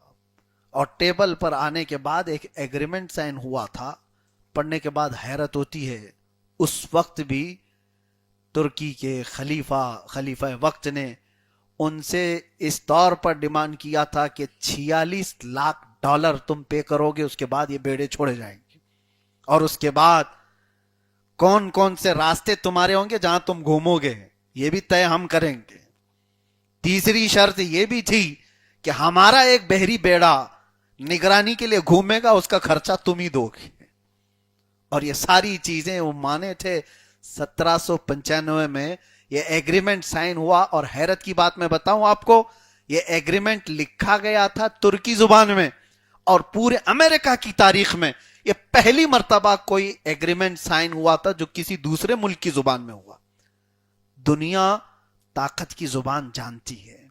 खिलाफत के उस दौर में मेरे अजीजों, खिलाफत के ये उमूर थे। आखिरी दौर था ये सल्तनत उस्मानिया का, गिरने पर आ गई थी, जब कमजोर हो गई थी, तब सुल्तान अब्दुल हमीद सानी का दौर था। अब्दुल हमीद सानी के जमाने में हुआ यह था कि फ्रांस और इंग्लैंड दोनों मिलकर के हुजूर पाक सल्लल्लाहु ताला अलैहि वसल्लम की गुस्ताखी पर मुश्तमिल एक ड्रामा, एक फिल्म बना रहे थे। और ये खबर पहुंची जब इस्तांबुल में, और उसके बाद ये मुसलमानों के दरमियान एक बहुत बड़ा एहसास पैदा हुआ। तो क्या खलीफा अब्दुल हमीद सानी खामोश बैठे? खलीफा का जो किरदार था वो क्या किया उन्होंने? फ्रांस के एम्बेसडर को बुलाया, घंटों इंतजार करने के बाद अंदर से आए फौजी लिबास पहनकर। वक्त का बादशाह फौजी लिबास जब पहनता है तो ये अलामत होती है, साइन होती है कि हम हालत जंग में हैं। जंगी लिबास, फौजी लिबास पहन करके बाहर आए, और उस सफीर से बात भी नहीं किया। एम्बेसडर अपनी तलवार को इतनी तेजी से लकड़ी के इस डेस्क पर मारा कि वो टूट गया, और कहा कि अपने मुल्क ये खबर कर दो, ये जो रसूल करीम सल्लल्लाहु अलैहि वसल्लम की गुस्ताखी पर तुम ड्रामा, ये फिल्म नशर करना चाह रहे हो, रोक लो, वरना पूरी उम्मत मुस्तफा साथ आएगी और तुम्हारे सर पर दुनिया लाकर फोड़ दूंगा, पूरी दुनिया तुम्हारे सर पर तोड़ दूंगा। फ्रांस को जैसी ये भागा भागा सफीर खबर दिया, فرانس نے کہا یہ تو بہت خطرناک چیز ہے، یہ عبدالحمید ثانی یہ بگڑ گیا تو بڑے مسئلے ہیں۔ فرانس والے بلکہ اس زمانے کے سارے لوگ یہ کہتے تھے کہ سارے دنیا کے بادشاہوں میں جتنا دماغ ہے وہ 5% ہے، 95% تو عبدالحمید کے پاس۔ دنیا یہ کہتی تھی۔ اس کے بعد فرانس نے برطانیہ کو کہا، انگلینڈ کو، کہ یہ ہم سے نہیں ہوگا، تم لوگ اس کو ریلیز کرو، یہ فلم تم لوگ بناؤ، ہم کو مت، کیونکہ خلیفہ نے ہم کو ڈرا دیا ہے۔ وکٹوریا اس زمانے میں تھی۔ اس کے بعد وہاں سے فرمان جاری ہوا کہ نہیں، یہ تو فلم پوری بن چکی ہے، ٹکٹ بھی بک چکے ہیں، ہم پیچھے نہیں ہٹ سکتے اس سے، لوگوں میں سب یہ اعلان ہو چکا ہے۔ تو یہ خبر جب انگلینڈ سے آئی سلطان کے پاس، خلیفہ وقت کے پاس، تو انہوں نے کہا کہ ٹھیک ہے، تمہاری ٹکٹیں بکی ہیں تو ہماری فوج بھی رسول اللہ کے ہاتھ میں بکی ہوئی ہے، پھر آؤ اب مقابلہ دیکھو۔ صرف 2 جملوں میں خلیفہ نے وقت کے نظام کو ہلایا تھا۔ برطانیہ نے، فرانس نے اس پورے کے پورے سسٹم کو ہی ختم کر دیا۔ کبھی وہ آج تک ڈرامہ نشر نہیں ہو سکا، وہ گستاخی رسول پر مبنی بنی ہوئی فلم ریلیز نہیں کر سکے۔ آج کا یہ دور ہے جہاں ہم کروڑوں کی تعداد میں روز گستاخیاں دیکھ رہے ہیں۔ وجہ یہ ہے کہ خلافت سے محروم ہیں، ہماری طرف سے بات کرنے والا کوئی نہیں رہ گیا۔ یہ جن کو آپ بادشاہ بڑے بڑے دیکھ رہے ہو، بڑے بڑے سونے کے ٹوائلٹ میں بیٹھنے والے لوگ، یہ کیا اسلام اور دین کی بات کریں گے؟ ان کی تو اچھی طرح سے درگت بنی ہوئی ابھی 6 مہینے سے دیکھ رہے ہیں ہم۔ پڑوسی ملک ہی اتنی ان کی وہ کر کے رکھا ہوا ہے کہ اپنا ڈیفنس کرنا ان کو نہیں آتا تو امت کا کیا ڈیفنس کریں گے؟ عربوں کے حالات آپ دیکھ رہے ہیں، سارے مڈل ایسٹ کے جتنے خلیجی ممالک ہیں سب بکھرے ہوئے ہیں، اور ان کا انجام قریب ہے۔ 40 سال سے اکنامک وار کو جھیلنے والا ایران ان کو آنکھ نہیں دکھا رہا، بلکہ ان کو پورا کا پورا سلا چکا ہے۔ یہ حالات ہیں، یہ ہمارے مسیحا یا ہمارے امیر یا ہمارے بادشاہ نہیں ہو سکتے۔ بس دعا ہے کہ اللہ تعالیٰ امام مہدی کو ظاہر فرمائے، رسول اللہ صلی اللہ علیہ وسلم کی شان میں یہ گستاخیاں ختم ہو جائیں۔ اور پھر میں ببانگ دہل یہ کہوں گا، ہم ڈرتے کسی سے نہیں ہیں۔ خلافت کے نظام سے کسی کو چڑ ہے تو بار بار سنیں، خلافت اس روئے زمین کا سب سے بہترین سسٹم ہے۔ آج تک دنیا نے جتنے سسٹم پیش کیے، مارکسزم ہو، سوشلزم ہو، کمیونزم ہو، ڈیموکریسی ہو، یہ سب سسٹم ہیں۔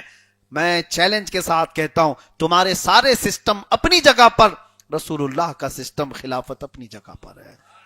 آپ کبھی سچی نظر سے دیکھ کر کے تو دیکھو اس نظام خلافت نے دنیا کو کیا دیا ہے۔ دنیا جو ترقیوں پر ہے آج، یہ نظام خلافت کی دین ہے۔ اللہ کریم اس خلافت راشدہ کی برکتیں ہمیں عطا فرمائے، مولا کریم وہ دور بھی ہمیں عطا فرمائے۔ اب سنا ہے میرے عزیزو، خلافت راشدہ ختم ہو گئی 30 سال کے بعد، ویسی خلافت نہیں آئی، لیکن ان کے زمانے کے بعد والے لوگ محروم نہیں ہیں۔ میرے آقا صلی اللہ علیہ وسلم نے فرمایا، اس روئے زمین پر ایک بار اور خلافت راشدہ قائم ہوگی، اور وہ امام مہدی کے زمانے میں ہوگی۔ آئے گا وہ دور آئے گا، اسی لیے ہم بول کر کے جاتے ہیں کچھ دیر کی بات ہے۔ وہ دور آئے گا، وہ خلافت راشدہ کا دور ہے، وہ امام مہدی کے زمانے میں۔ اللہ تبارک و تعالی ہمیں اس زمانے کو دیکھنے کی توفیق نصیب فرمائے۔ وآخر دعوانا ان الحمد للہ رب العالمین۔